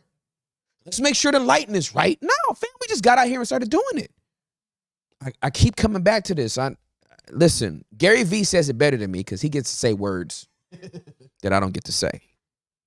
I don't have permission to say them on this mic. I know I just lost my witness with at least 50 people. But I'm just trying to tell you that you can do it. You can do it. You just got to stop making excuses and figure it out. You want to start a business? Figure it out. I don't have no money. Figure it out. You got to make this thing happen. And you're going to do one of two things. Is you're going to succeed or you're going to fail. If you succeed, yay. If you fail, learn. All right. I'm off that now. Okay, I have a personal question going off of that. Yeah. being relentless with what you know God has called you to. Just in your personal life, do you have any stories where there has just been that downplay in your head? The enemy's like, stop it. Nothing's happening. You're trying, you're grinding, nothing's happening, but you know in your heart, God's telling me to do it. So do you have any stories or a time in your life where you had to be continuously relentless? Yeah, for sure. So I go back to when I didn't have a job for 9 months, and I didn't want Juliet to think I was lazy because she was working at Bank One and I didn't have a job. So I preached 2 sermons a day for 9 months, 5 days a week. I went to Walmart and bought a bulk of Memorex tapes, 90 minutes, 45 minutes each side. And I preached a message on side A, beginning to end, to nobody. And I preached a different message using the same text, book, chapter, and verse. And I found a different angle to preach the same message without repeating anything I said in the first message. 45 minutes side B, 2, 4, 6, 8, 10. Somebody did pull up. And so they should be coming up in a minute, I guess. But I did that for 9 months straight. I just kept creating content. And I got so good at making those audio tapes. How do I want to say it? I got good enough in my delivery that it didn't sound like I was practicing. It actually sounded like I was preaching to a congregation. So I started mailing them. My parents can confirm this. I would mail those tapes back to my parents' church. And back then you had tape duplication. Like, I'm old, okay? So this wasn't even CD. This was like dub the tapes, right? They had tape duplication. And they would take those tapes that I made and they would sell them in their bookstore. Now get this. People would buy those tapes and then comment to my parents, oh my goodness, what church did Tim preach this sermon at? Because he sounded so good. Here's the thing. They thought that they could hear me preaching, but the audio wasn't picking up the audience. They never knew there was no audience. When you do something twice a day, 5 days a week for 9 months, if you don't get good, stop. So I accelerated my journey to 10,000 hours, mastering the craft of communication, because to Hector's point, using this word, I was relentless. I wasn't going to stop. Bless you. I was not going to stop putting in this work. I didn't have a job. Nobody was calling me to preach, but I knew that's what I was called to do. So once you got an idea in your head, pursue it to the end. Now, let me be clear. I have had ideas in my head that I've pursued to the end. Nothing came of it. I learned from it. Okay? So, case in point, I did, I came out with an album, a hip-hop album, a rap album. This is after I gave my life to Jesus. And I pressed up like 2,000 CDs. I sold them out of my trunk for $10. I sold them. I performed shows. I did all the kind of stuff. We demoed it to a couple of different labels. Much to my regret, I didn't know Lecrae was my cousin at the time. That would have been dope. Right? That would have been dope if I knew that, but I didn't. I wanted to be a rapper. And I pursued that to the end. I was relentless in my pursuit. I did everything I could, and it went nowhere. Some people call it a failure. I learned. And I took that learning to the next thing. I wanted to be in stand-up. I performed at the Improv. The club manager wanted me back. Scared me to death. I was so frightened that it was a trap of the enemy to get me out of my... JB is my favorite person on the planet. I don't care if this messes up the cameras or whatever, but I gotta hug the boy. Hold on. Yo! Are you kidding me right now? Oh, I love you. I love you, bro. I got you smoothies, bro. Dude, this is which one is mine? This is your Okay. This is 30. There you go. So Tim's receiving his smoothie right now. Hector wanted one? Wifey wanted one. I got your wife's smoothie. Hey, bro. Thank you so much. Yes. Hey, and I need to come to the gym with you sometime. Yeah, like I know, but I just got back in the gym last week. Let's go. So You let me know. yeah, I will let you know. Hey, bro, touch that, cause you're a part of that. Beautiful. You gotta touch that. Oh my god. That's ours, fam. That belongs to us, homie. Man, I was looking at your page earlier, and I was like, I saw our podcast that first, and I was like, that's awesome. Isn't it crazy? That's right for you guys. I'm glad I got to bring you a smoothie. Dude, you are clutch right now. You are clutch I got a right now. smoothie too, so I'm already gonna go in. Dude, I love you, man. Thank you so much. It means a lot, man. It means a lot. Thank you, bro. I love you. JB Copeland, everybody. He's auditioning for the next Marvel movie. He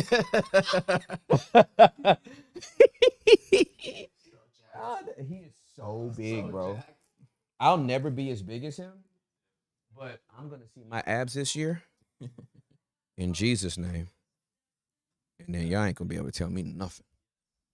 And he got your wife a smoothie. They're conversating right now about it. Oh, how sweet is that? JB, hop on the mic for a second, bro. JB is dope.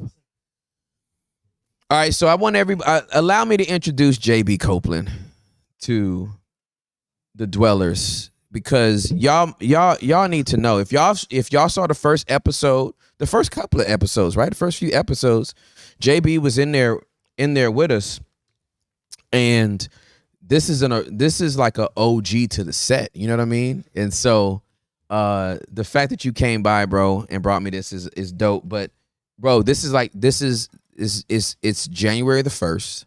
It's our first pod of the new year, and this is the first time that this is my full-time job, and we got a plaque with 100,000 subscribers. We got over 1,000 members. We cracked 1,000 members tonight. We got people giving and just becoming better people because they came down to the basement, man. And you're historically a part of this for the rest of your life. There's nothing you can do about it. Your handprints are in the cement. But just say hi to everybody, man. And what's going on? What's up, people? I don't even know which way to look. Right here? All right. Hey, I'm just glad I'm here. And Smoothie King is my favorite. Is it really? Dude, I got a membership. Do you really? Oh, you can have a membership to Smoothie King? I don't even know. Oh. You spend I like think I do. $400 there, and you're like, there's got to be a membership. I got rewards. That's what I got. Mm-hmm. So peanut power punch plus strawberry protein Before workout or after? 2 times a day. 2 times a day, Yeah. really? Sometimes. Do you? How many meals do you eat? Oh man. Well, it really just depends on protein intake. Got you. So like 3-4. Okay. But I used to, like, when I played football, they'd stuff me Yeah. because I had to be a certain size, and I would like throw up before workouts because I'd have to we had this thing called the Breakfast Club, and if you didn't make weight, they'd bring you in at like 6 a.m. and they'd give you like 2 plates of bacon, eggs, and just stuff you. But what I realize now is, like, I'm putting on more weight just like eating like 3,000 calories, but like high protein. So like whatever I weigh, so like 230 grams of protein. Got it. Is what I'm eating. Got it. And it's just like, I'll go to like Heart 8 Barbecue and get like a pound of brisket, and then like those, what you have, you got protein in yours. Yeah. It's probably like 40 calories. But So it's like you drink 2 of them, you're at 80. Yeah. And I love smoothies way more than food. Too. I can put down drinks. Me too. Yes. So this is good for me. it's good for you. Hey, and I ordered it for you, and you put the multivitamins in there. You had, immune boosters. You're gonna be good. This new COVID thing coming out, you don't know. You're gonna be fine. Is there another one coming out? I think I saw something. No, but you know what? We ain't scared of it. I'm not. Not with the immune boosters. Not with these. Everybody's gonna be a Smoothie King. And I hope nobody thinks this straw is gonna kill a turtle. Dude, I know you're from California, but I went to California and they had those stupid straws just disintegrated in my mouth. Oh, it's disgusting, bro. It gets stuck to your tongue. Yes. It's nasty. After it is like nasty. 4 sips. Yeah, it's nasty. What are they doing? They come now and they're like, they'll say, "Do you want a straw?" And I'll just go, "No, I'm gangster." They always inevitably just start laughing because they're like, "Why you're gangster? Because you're putting your lip to the glass?" Absolutely, Yes. Restaurant glass. That's gangster. Yeah, you know how many people have drank out of that glass? Mm-hmm. But hey, it's better than those stupid straws that are saving the earth, Which they're not. which they're not. They're not saving the earth. They're not. So anyway, bro, I love you. I love you too, man. Love your wife. Love your family. Everybody's great. I have a smoothie now. My whole vibe just changed. This smoothie is blessing my whole life. All right, so we're just taking questions at this point. I think that's what we're doing, right? Can I just say, like, I going back to the creatives and starting and like being okay with where you are right now. Literally, one of the most favorite things that I keep seeing in chat and like seeing in different episodes is they love how authentic you are and how like organic this whole thing is. And if you just think about the last 5 minutes that's just happened on this channel or on this stream on this episode, it's just pure authenticity, pure organic, right? You have to be okay. The fact that you, Tim, are okay with this happening on stream speaks so much to why there is such a community in the chat. That's why they're so like willing to come along and partner with what's happening in the basement, because you're letting people in. So you got to be okay with letting people into this. So you bring up a great thing. So let's talk about this. The whole letting people in, right? Many people who I just say many because I know it's more than a couple, a few, or several. So I'm saying many, but I don't know what many is. JB, I love you so much, man. Thank you, man. Thank you. You were clutch tonight. Were you just watching somewhere? I was at my parents. You was at your oh, that's right, because they live very close, right? Dude, you. Love you guys. I love you too, man. And tell them I said hi. All right. Peace. So help him get the door open before he breaks it open. That dude could just rip the door handle off. So many people that are down in the basement consider me their mentor. Right? And I fully embrace it. I fully embrace being a mentor by proxy. I'm not saying that I can replace one-on-one mentorship with somebody that you can sit down with, and I encourage everybody to get a mentor, an advisor, somebody that they can sit down and break bread with and live life with. That I think everybody needs that and deserves that. But I have embraced the role of being a mentor by proxy. I know I'm discipling generations of people. Without a doubt. I fully embrace it. I fully own it. Well, if I'm this polished, like everything's staged, I got a pinky ring on, I got my look down, I'm talking in like the most eloquent sound bites of all time. I'm like really animated tonight because I watched Sebastian Maniscalco last night.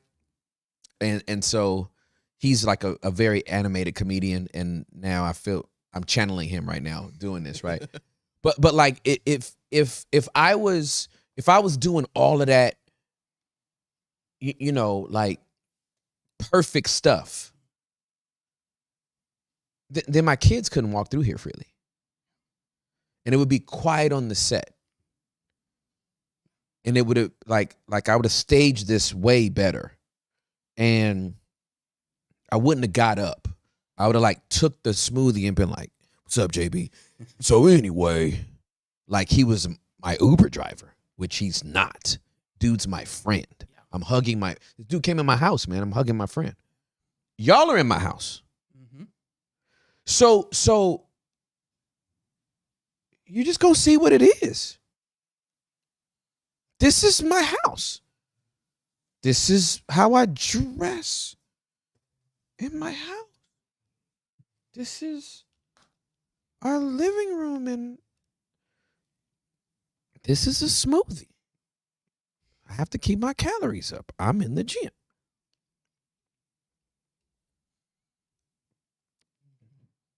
This is why you see me give my kids words of affirmation. This is why I talk like I talk. Because I want you to have a practical working application of how to navigate your life as a believer in Jesus Christ. And I want you to see the world a certain way. You don't have to agree with the way I see the world, but I at least want you to know my perspective. You can form your own opinion. You can agree with me totally. You can agree with me partially. You can disagree with me fully. But there's no other way to do this, Sammy. There's no other way to do discipleship. There's no other way to do mentorship than authentically and transparently. If it's staged and I got on, I'm in my own house, but I'm dressed like I'm about to be on a television show on a Sunday, on New Year's Day, fam. I'm about to be dressed to the nines, like I'm going on the television show. Hey, welcome to the basement, everybody. I'm Tim Ross, and hey, Hector, stop laughing. I'm trying to.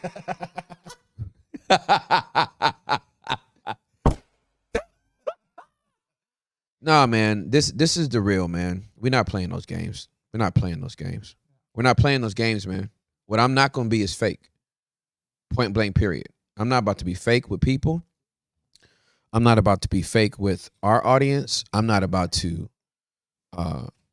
present one way and then the cameras go off and I'm a completely different way. This me.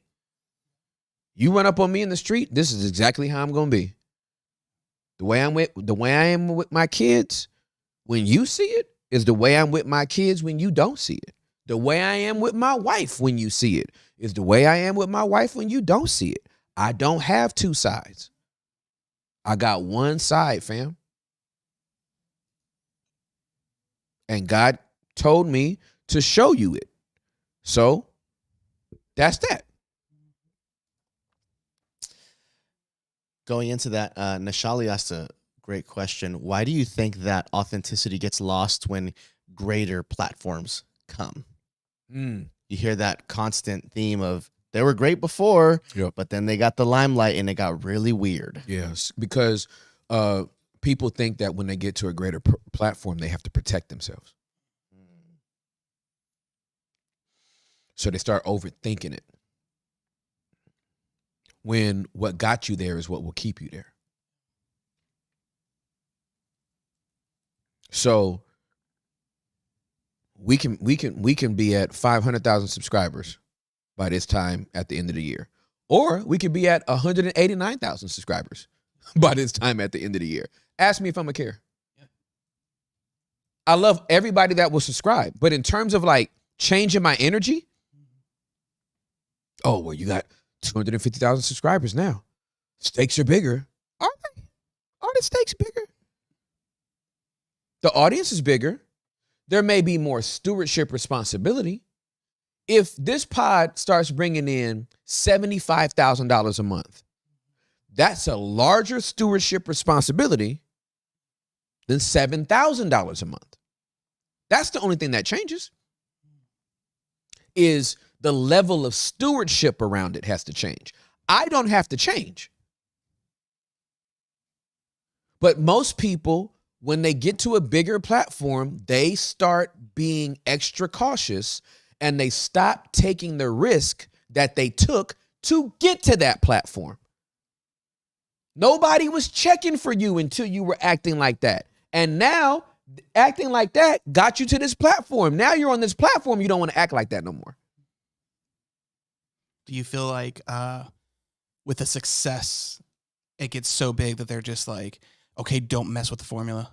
We figured out what works, and then they stop trying new things. Absolutely. And that is, everybody needs to go read The Medici Effect. You're welcome, Franz. That's the guy that wrote the book. The Medici Effect will help you not fall into that rut. Yeah, if it ain't broke, don't fix it. You won't innovate. You won't create new stuff, and you will not innovate if you just kind of coast. That's how churches wind up dead, because they just coasted into death. That's how businesses dry up, right? Blockbuster, Epic failed. No one's going to ever stop walking in here perusing their favorite VHS and DVDs. Psych! There was an article that said like Blockbuster had the ability to buy Netflix firsthand Yes, they did. before they went under. And they bypassed it because they could not see outside of their brick building. So, listen, if I was risk adverse, I'd still be the lead pastor of Embassy City. And I'd be doing this podcast on the side. And I'd wait until the podcast could support me. Right? When we get up to if we get 4,000 members, then I'll switch over. We ain't got no insurance as of right now. If I went to the dentist right now, I got to pay out of pocket. Right now. I didn't, let me get some more insurance. And my insurance expired yesterday. December 31st. I don't have no more insurance. And Embassy City ain't paying me for the next 10 years as pastor emeritus. Guess who called that one? Me. Mm-hmm. Y'all don't want this. Y'all don't want this. I did not build a golden parachute to leave Embassy City. I did not walk away from Embassy City and say, hey, man, y'all got to pay me 10 grand. I'm the founder of this church. Y'all going to pay me 10 grand for the rest of my life. You going to honor me. That's manipulation. I didn't even give them a chance to honor me. I told them what they was going to do before I walked out the door. And I know a lot of pastors that have done it. This is my thing. It ain't your church. It's your castle, but it's not a part of his kingdom. I didn't transition a McDonald's franchise. If it was a McDonald's franchise, I'd have kept it in the family. I'd have let somebody else run it, wait till my sons grew up, then I'd give them the franchise. But you can't treat God's church like it's your franchise. It don't belong to you. And it don't belong to your kids. And to presume that because your kids are around the age that makes sense to pass along and transition to another one. Now, I know some cases where the pastor's child is the successor. God can call anybody. But to automatically assume it, that's stupid. How you know it's your child? Because they got your last name? Because they look like you? Man, please. So, yeah, you gotta be able to take a risk. And or else you won't see nothing change. Ever. You'll never see nothing change if you don't take the risk.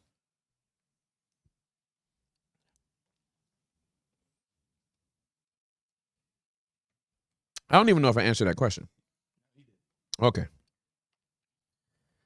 Alexandria is asking, how do you become more bold as a person and not fall into the trap of pleasing people more than God? Mm-hmm.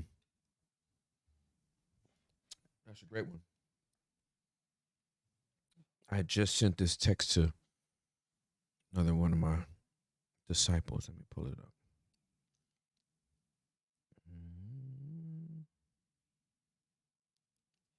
Proverbs 29:25. Fearing people is a dangerous trap, but trusting the Lord means safety.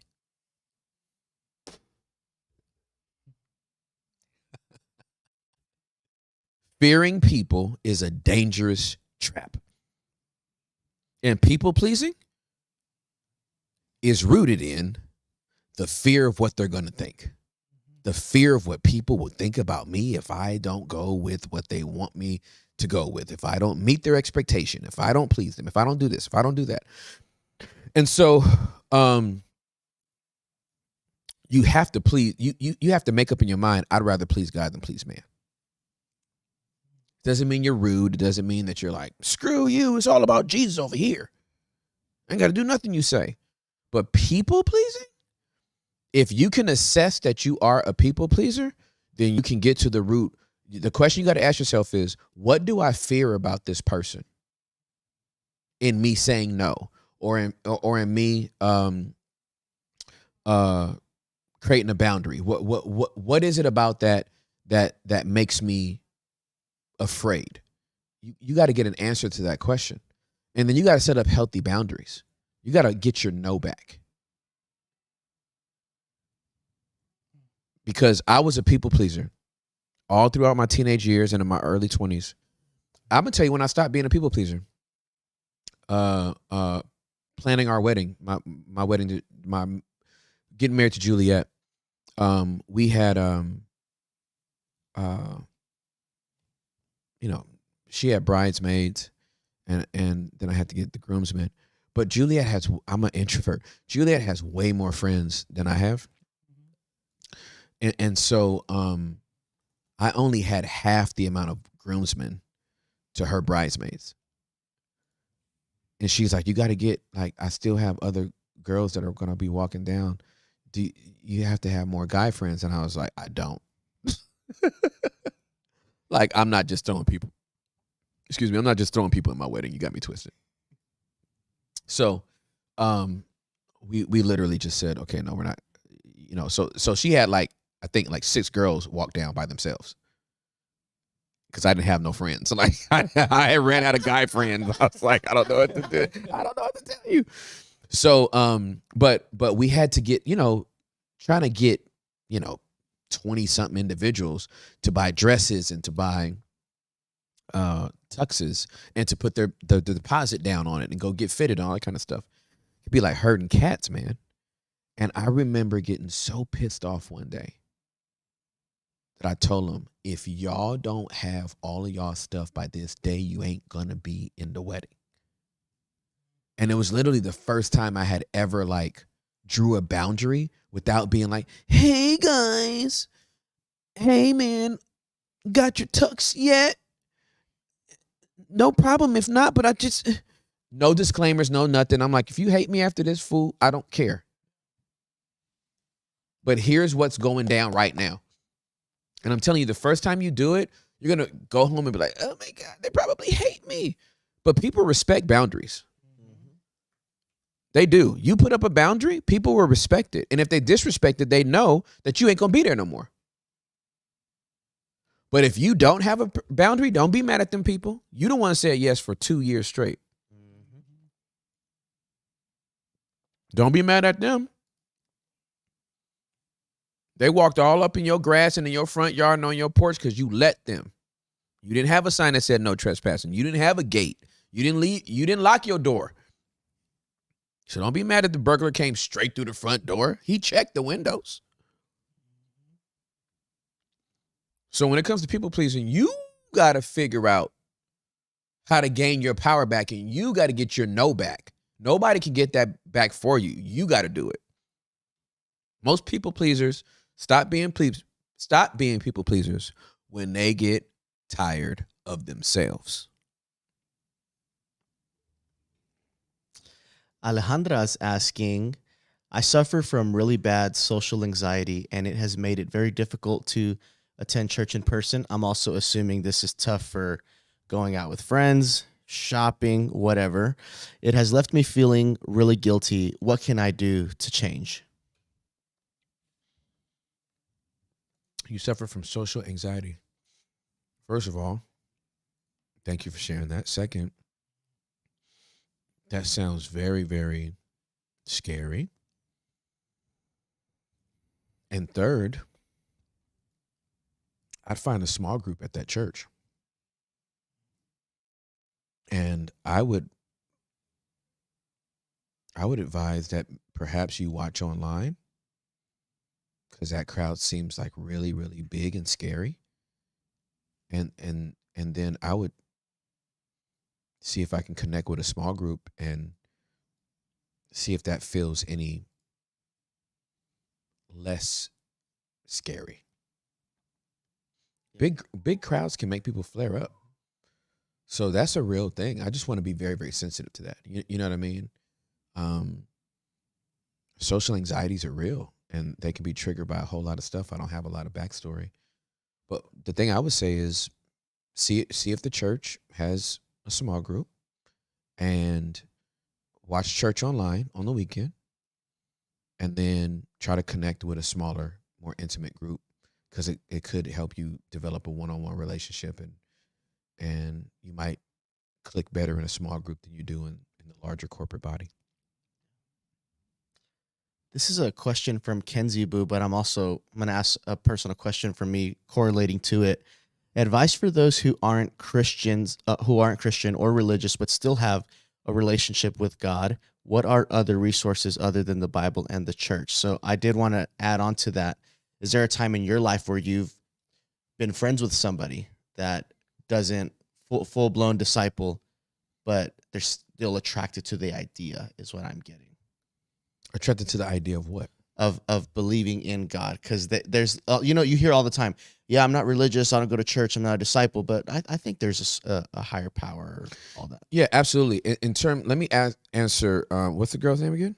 Kenzie Boo. Kenzie Boo. So Kenzie Boo, if you're not a believer in Jesus, thanks for coming down to the basement anyway. I love you. It's all good. In terms of resources, those are something you're gonna have to hunt down for yourself. I don't have any other books or curriculum to recommend outside of Scripture. Scripture is what completely transformed my life, and so I'm chilling. Like, the Bible is my guide. Now, if you believe in God but you don't believe in Jesus, or you believe in a higher power, but you don't like the church, my invitation to you is to keep seeking. Right? You believe in a higher power. You believe in God. For some reason, you don't believe in the narrative of Scripture. You don't believe in Jesus or that context. Keep seeking. Keep seeking. And if this community is safe for you, yay, keep coming. Keep pressing B. Keep coming down here. You know what I mean? I rock with a lot of people that are spiritual, but they don't believe in Jesus. And they know where I stand. I know where they stand. And we respect each other. And they know I'm not going to be quiet. When it comes to my value system, when it comes to my faith, and when it comes to my expression. And they don't have to be quiet when it comes to theirs. And we can coexist, and that feels good for me. It feels good for them, and we can kind of keep moving in a direction. But I'm telling you, most people that believe that there is a God, but maybe for whatever reason don't believe in Jesus, or they've been scarred by the church in whatever shape or form, they're closer to the kingdom than they even realize. I have a lot of friends who are Muslims. They are closer to the kingdom of God than some people that have been born and raised in church. So I just say keep your heart open and keep your options open. And if you're praying for answers about the truth, I believe God will provide those answers. This question's from a familiar person, Jen Morton, who was on the podcast. That's the homie. That was awesome. I remember Jen. Yeah, Jen, I love you, girl. She's asking, how do you check your pride and ego, or rather, how do you kill it? So the pride and the ego is inherent in every single one of us. Every single one of us has pride. Every single one of us has an ego. If you don't think you have pride or an ego, it's pride and ego that made you say that statement. With that said, the way that you check it and the way that you kill it is to constantly self-evaluate and check yourself. Scripture says something that is very, very interesting. It says to humble yourself. Now, I don't think God can tell you to humble yourself unless you can be self-aware that you're not humble. Because why would he tell you to do something that you can't do or not even be aware of? So, 2 Chronicles 7:14, if my people who are called by my name will humble themselves, right? You have to be self-aware to know, you know what? I'm feeling myself right now. I need to pull back. That means you have to constantly be aware of your actions. You got to constantly be aware of what you're saying. You got to be constantly be aware of what you're thinking. Let me pull up this. Let me pull this up. This is. I see the words evaluation. I just don't know. Let me pull it up.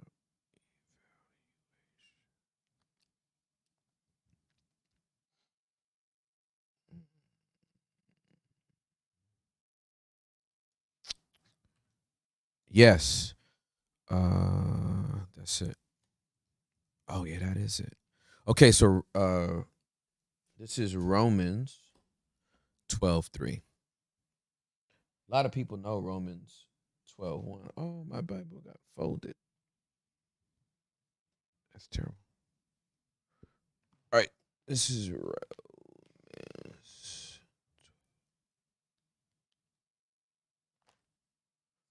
12:1.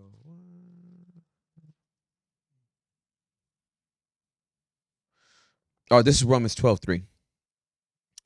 Because of the privilege and authority God has given me, I give each of you this warning. Don't think you are better than you really are.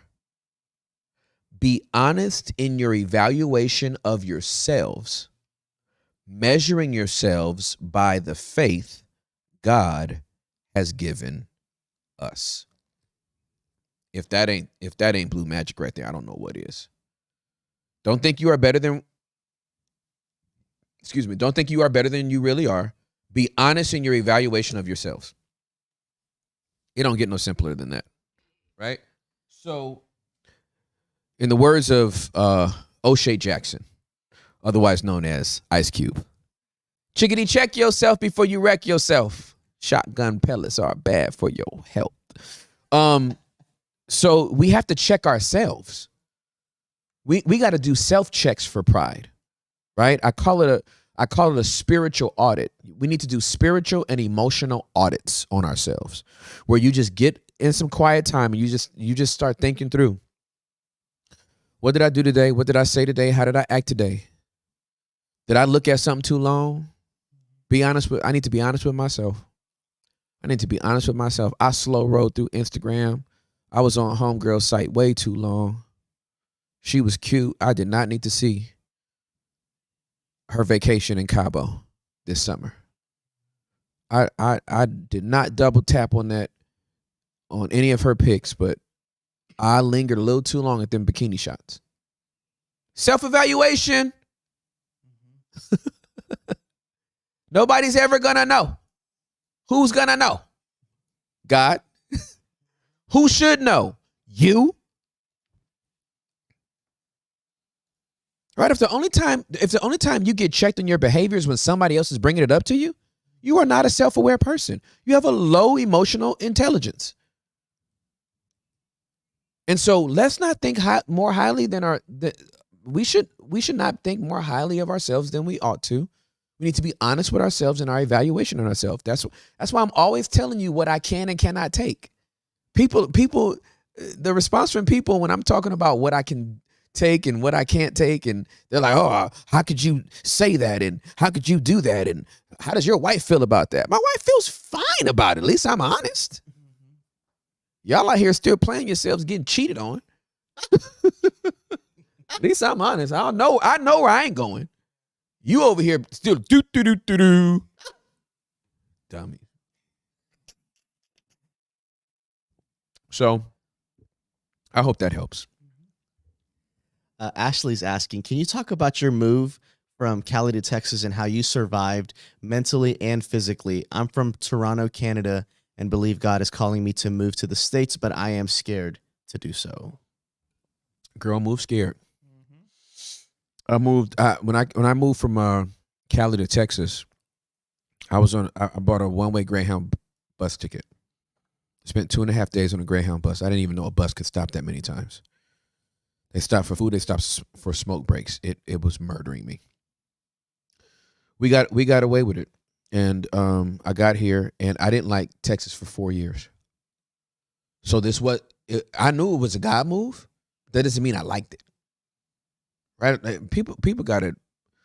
We got to stop throwing roses, and again, that Jesus glitter. We got to stop throwing Jesus glitter on like certain things God tells us to do. A lot of stuff God tells us to do, you're not going to really like it. But later on, you find out, oh, that's what that was about. Oh, you're smarter than me. I'm so glad I did it. So if you're moving from moving from California to Texas did feel like I was moving from one country to another. So I understand your pain. So I just want to encourage you that if you're moving from Canada to the States, yes, it's going to be a little bit scary for you, right? You're leaving your country of origin. You're leaving everything that's familiar. You're leaving everything that you know about, everything that you feel. And you are definitely going to experience some things that are going to be frightening and unfamiliar and not going to have context to. But if that's the move you feel you want to make it, then make the move. Now, I'll also tell you this. Some people would be like, what if I miss God? Well, then move back. It ain't the end of the world. Do you see what I'm saying?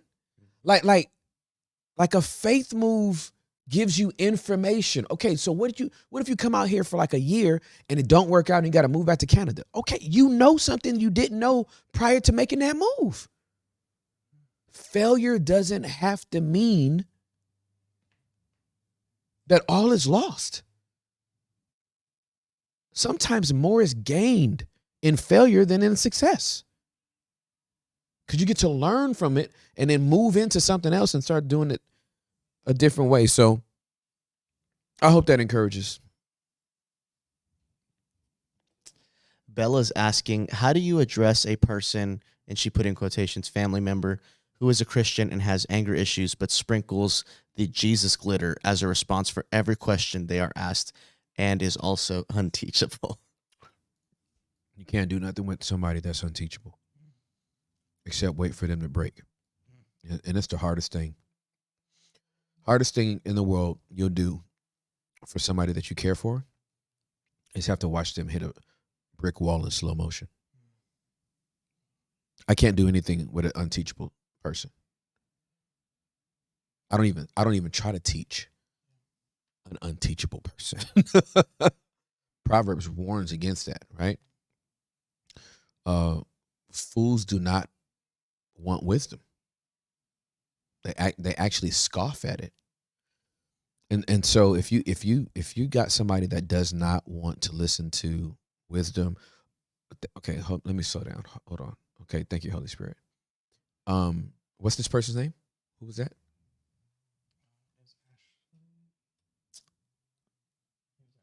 It was Ashley. Ashley, okay. So Ashley, I'm gonna tell you this. If it fits, cool. If it doesn't, then just throw it out. Stop giving unsolicited advice. If this person's unteachable, they're probably not asking for your advice. So do not cast your pearls before swine. Stop giving people stuff they ain't asking for. Stop trying to help people that haven't asked for your help. I know you recognize that they're drowning, but they don't.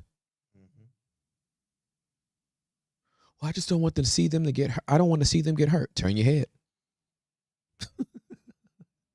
Better turn your head, girl, because they're going to hit that wall. And then you got to run up. Oh, my God, are you okay? That's the worst part. You're like, did your airbag deploy? That looks like it hurt. Sometimes you got to watch people hit the wall. Because until they hit rock bottom, they are not listening to you. But they're drowning. Until they acknowledge they're drowning, let them flail. Because I promise you, if you try to run in there and save them, they're going to punch you in the mouth and both of y'all going to drown.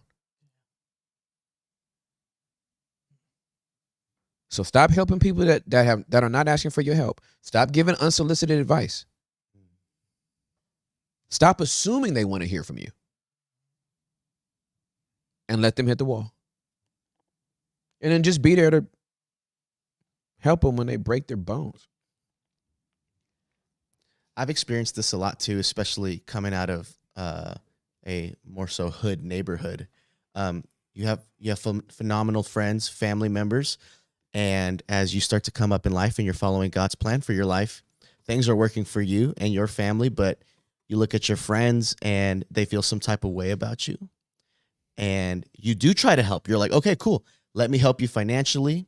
Let me walk you through this. Mm-hmm. And for whatever reason, maybe in that moment they receive it there, but lifestyle doesn't change. Yep. And years, like, it stays the same. So do you have a time in your life where you've had to do that, whether it's here in Texas or in Cali? Yeah, so this is kind of like part B to the question I was asked earlier about success. Is I have not changed as a person as God has continued to open doors and give me more influence and more success, as it were. But I have had to change my environment. And when you change your environment, people will misdiagnose that and say, you changed. Now, I want to take my time on explaining this. Because when you talk about change, the way people experience it is change. The truth is, it's growth. The immature person will say, you've changed.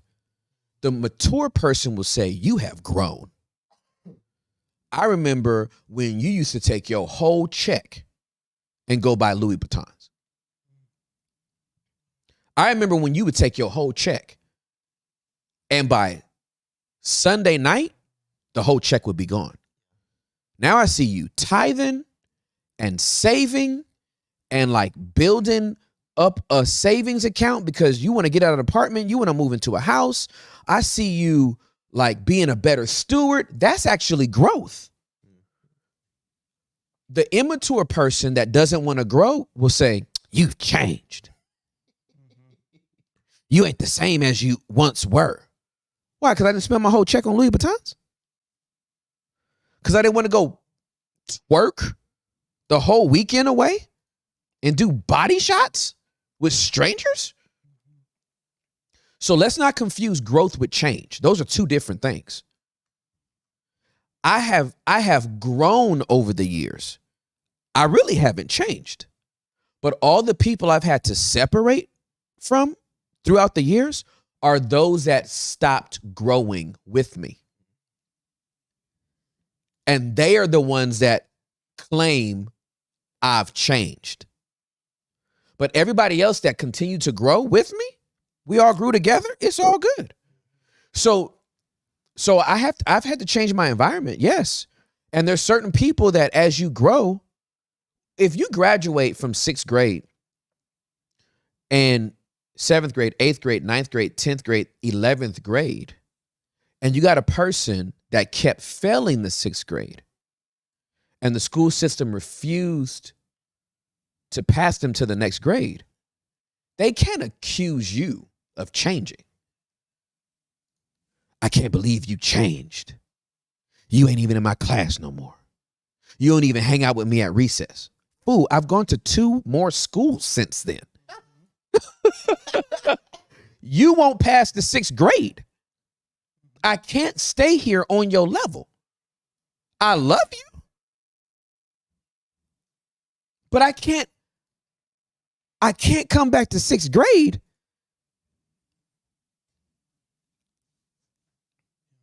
It don't fit no more. I look stupid out here on this playground. The security's going to come get me. I'm a junior in high school. I have no business in the 6th grade playground area. So we have to figure out if we're growing or changing. And remember, everybody's critique ain't permissible. Everybody's critique ain't law. So who's actually accusing me of changing or growing? That counts as well. So I hope that answers that question. Yeah. I'm trying to pronounce this correctly. Nyleave or Mrs. Snyder. Okay. What advice do you have for widows with children with special needs? I feel like the body of Christ has condemned me for my lack of attendance and saying I don't have a relationship with God when I'm seeking him regularly since my husband has passed.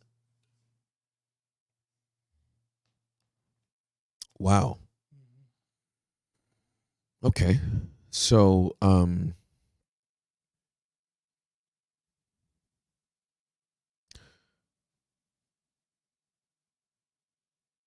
gonna assume, I don't like making assumptions, but I will assume that the body of Christ has to be a particular church community that you have been a part of. Miss Snyder, first, my deepest condolences on the passing of your husband, whether it was a year ago or 10 years ago. To lose a spouse is unfathomable. I can't even imagine it. And you've been left with special needs children. And the church is literally taking you and accusing you of not being a part of their community anymore because you're taking care of your special needs kid. You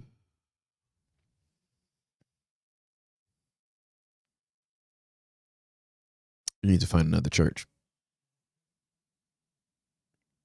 I don't want to be blunt, but you need to find another church, Mrs. Snyder.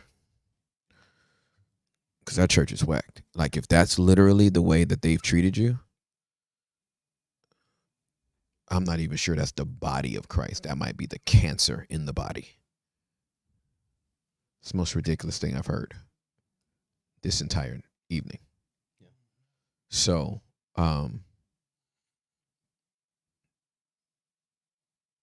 I would advise you to have a conversation with the leadership first. I wouldn't just ghost protocol them, but I would air my grievance. I am a widow. I'm in this community, and I'm being ostracized for not being a part of the community when I'm trying to take care of some special needs kids. My husband is dead. The scripture is very clear that the truest form of religion is to take care of widows and orphans.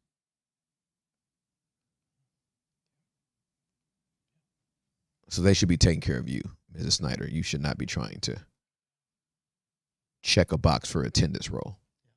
Ridiculous. That's all I got to say on that. That'll get me mad, like really mad, really quick. Going off of that, Justin is asking, how do you know when it's time to leave your church? I've been at this church since the tail end of 2018, and I am honestly lacking motivation to go. On the one hand, the pastor of the church has left as well. Whoa, read that one again. What did you say? What did you say? Justin is asking, how do you know when it's time to leave your church? I've been at this church since the tail end of 2018, and I am now honestly lacking motivation to go. It's one question. Then he adds, on the one hand, the pastor of the church did leave. Wow. Well, there's a lot there that I don't know. What I will say is that I've never left a church without, first of all, I've never joined a church without getting a word from the Lord. And I've never left a church without getting a word from the Lord. Now, if there's illegality or immorality, I don't need a word from the Lord. So those are my parameters. I never joined a church without getting a word from the Lord. I never left a church without getting a word from the Lord. Any church that I've ever been a part of. When it was time, when the season was up, God gave me a word. And I always talked to leadership, and then I transitioned. I've never been in a church where there was illegality or immorality that I knew about, where I had to just leave because I can't be a part of a community whose leadership has that type of a structure. But if illegality or immorality is a part of that type of a situation, you don't have to get a word from the Lord. You need to get to a safe space. And if there isn't a healthy church government in place to kind of deal with the rogue behavior of leaders and or top leadership, then you bow out gracefully. And that's how you deal with that. So I hope that helps. It does help. There was also other dwellers saying, like, I've been needing to hear that. That answered my question. Oh, okay. Yeah. Also, And we about to wrap up, peeps. sidebar question. Yep. We've hit over 1,400 in a live stream, right? What? We have it? Is this our first? We're at 1446 right now. What? Dude, at the tail end of a podcast. This is crazy. I got a hard stop at 9, just so everybody knows. I didn't know I didn't know if this was going to be like a 35-minute pod or No, we did we're under 3 hours. Yeah. So I'm stopping at 9 regardless. But you can keep going if you want to. Well, I just want to tell you I love you, dude. Oh, we love you so much. You like changed our whole life. Bro, well, y'all changed my life too. So I think the feeling is actually mutual. That was not one way. I think we changed each other's lives for sure. And we have a trip this week. I don't know if you wanted to talk about that. Yeah. So we are going to Las Vegas. Yep, we'll be in Las Vegas. I don't know if there's any dwellers in Las Vegas. If so, we probably won't see you. I don't even know why I brought it up. But we're going to Las Vegas to do an interview with a guest that I'm not going to tell you who it is yet, because I'm just so excited that he's going to be on the pod. I don't even know if he's a believer or not. I don't. All I know is that he wrote a book that was very, very instrumental in helping me to change the way I see the gift of empathy that I feel like God has given me. And so as it relates to that, I'm just super excited about going there and hanging out and doing that. So and we also get to meet with another guy. I'm not saying we're interviewing this guy. We get to meet with another guy who's a YouTube influencer. He has over 1 million subscribers, and but we're going to learn from him. He's going to help us kind of figure out what we're doing and help us if he can. So, yeah, Las Vegas is this week. Yeah. Vegas this week. And then we've been celebrating so much. I feel like I had to say this. It's more toward the beginning of the pod. Melissa in the chat said that she had listened to the recent podcast you did with basement mentee Aaron Fisher. Yeah. And it saved her life. Wow.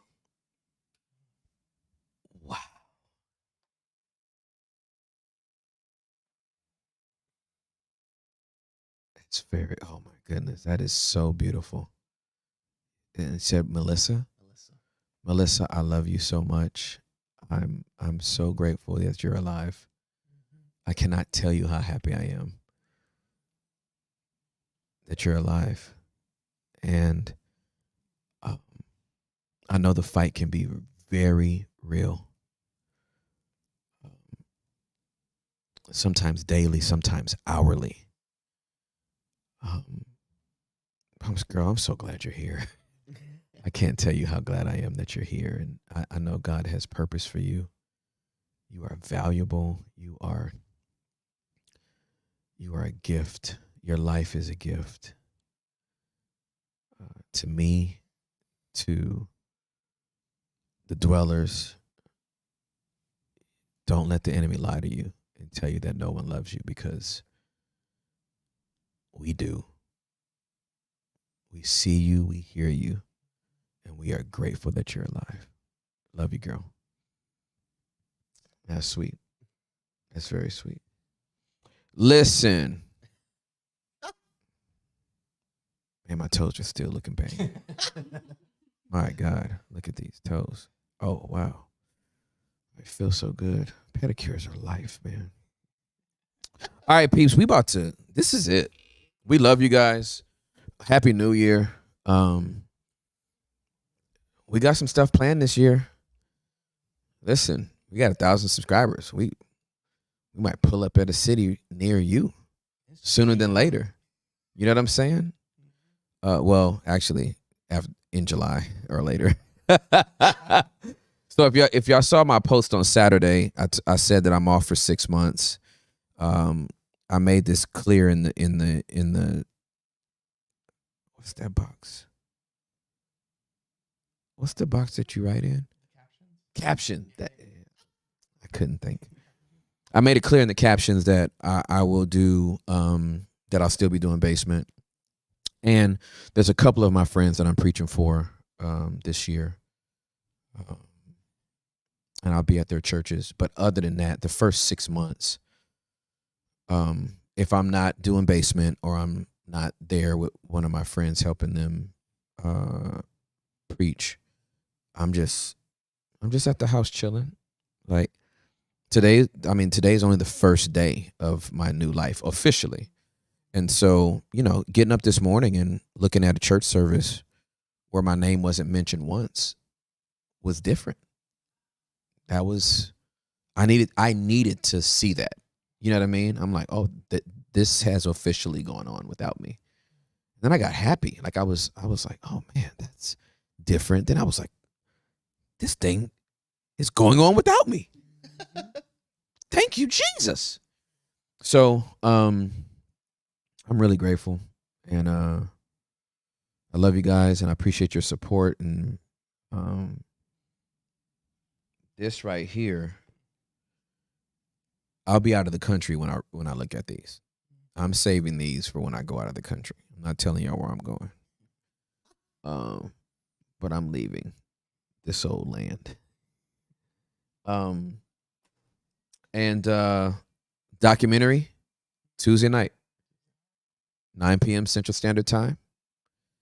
We will have a director's cut. This Tuesday is going to be the documentary. Yes, sir. We are going to make a members cut since we decided that tonight. It doesn't have to be ready this week. No. Potentially this week. For sure can be done by next week. And El Sótano is coming out. El Sótano. This Tuesday night This Tuesday night as well. Our first...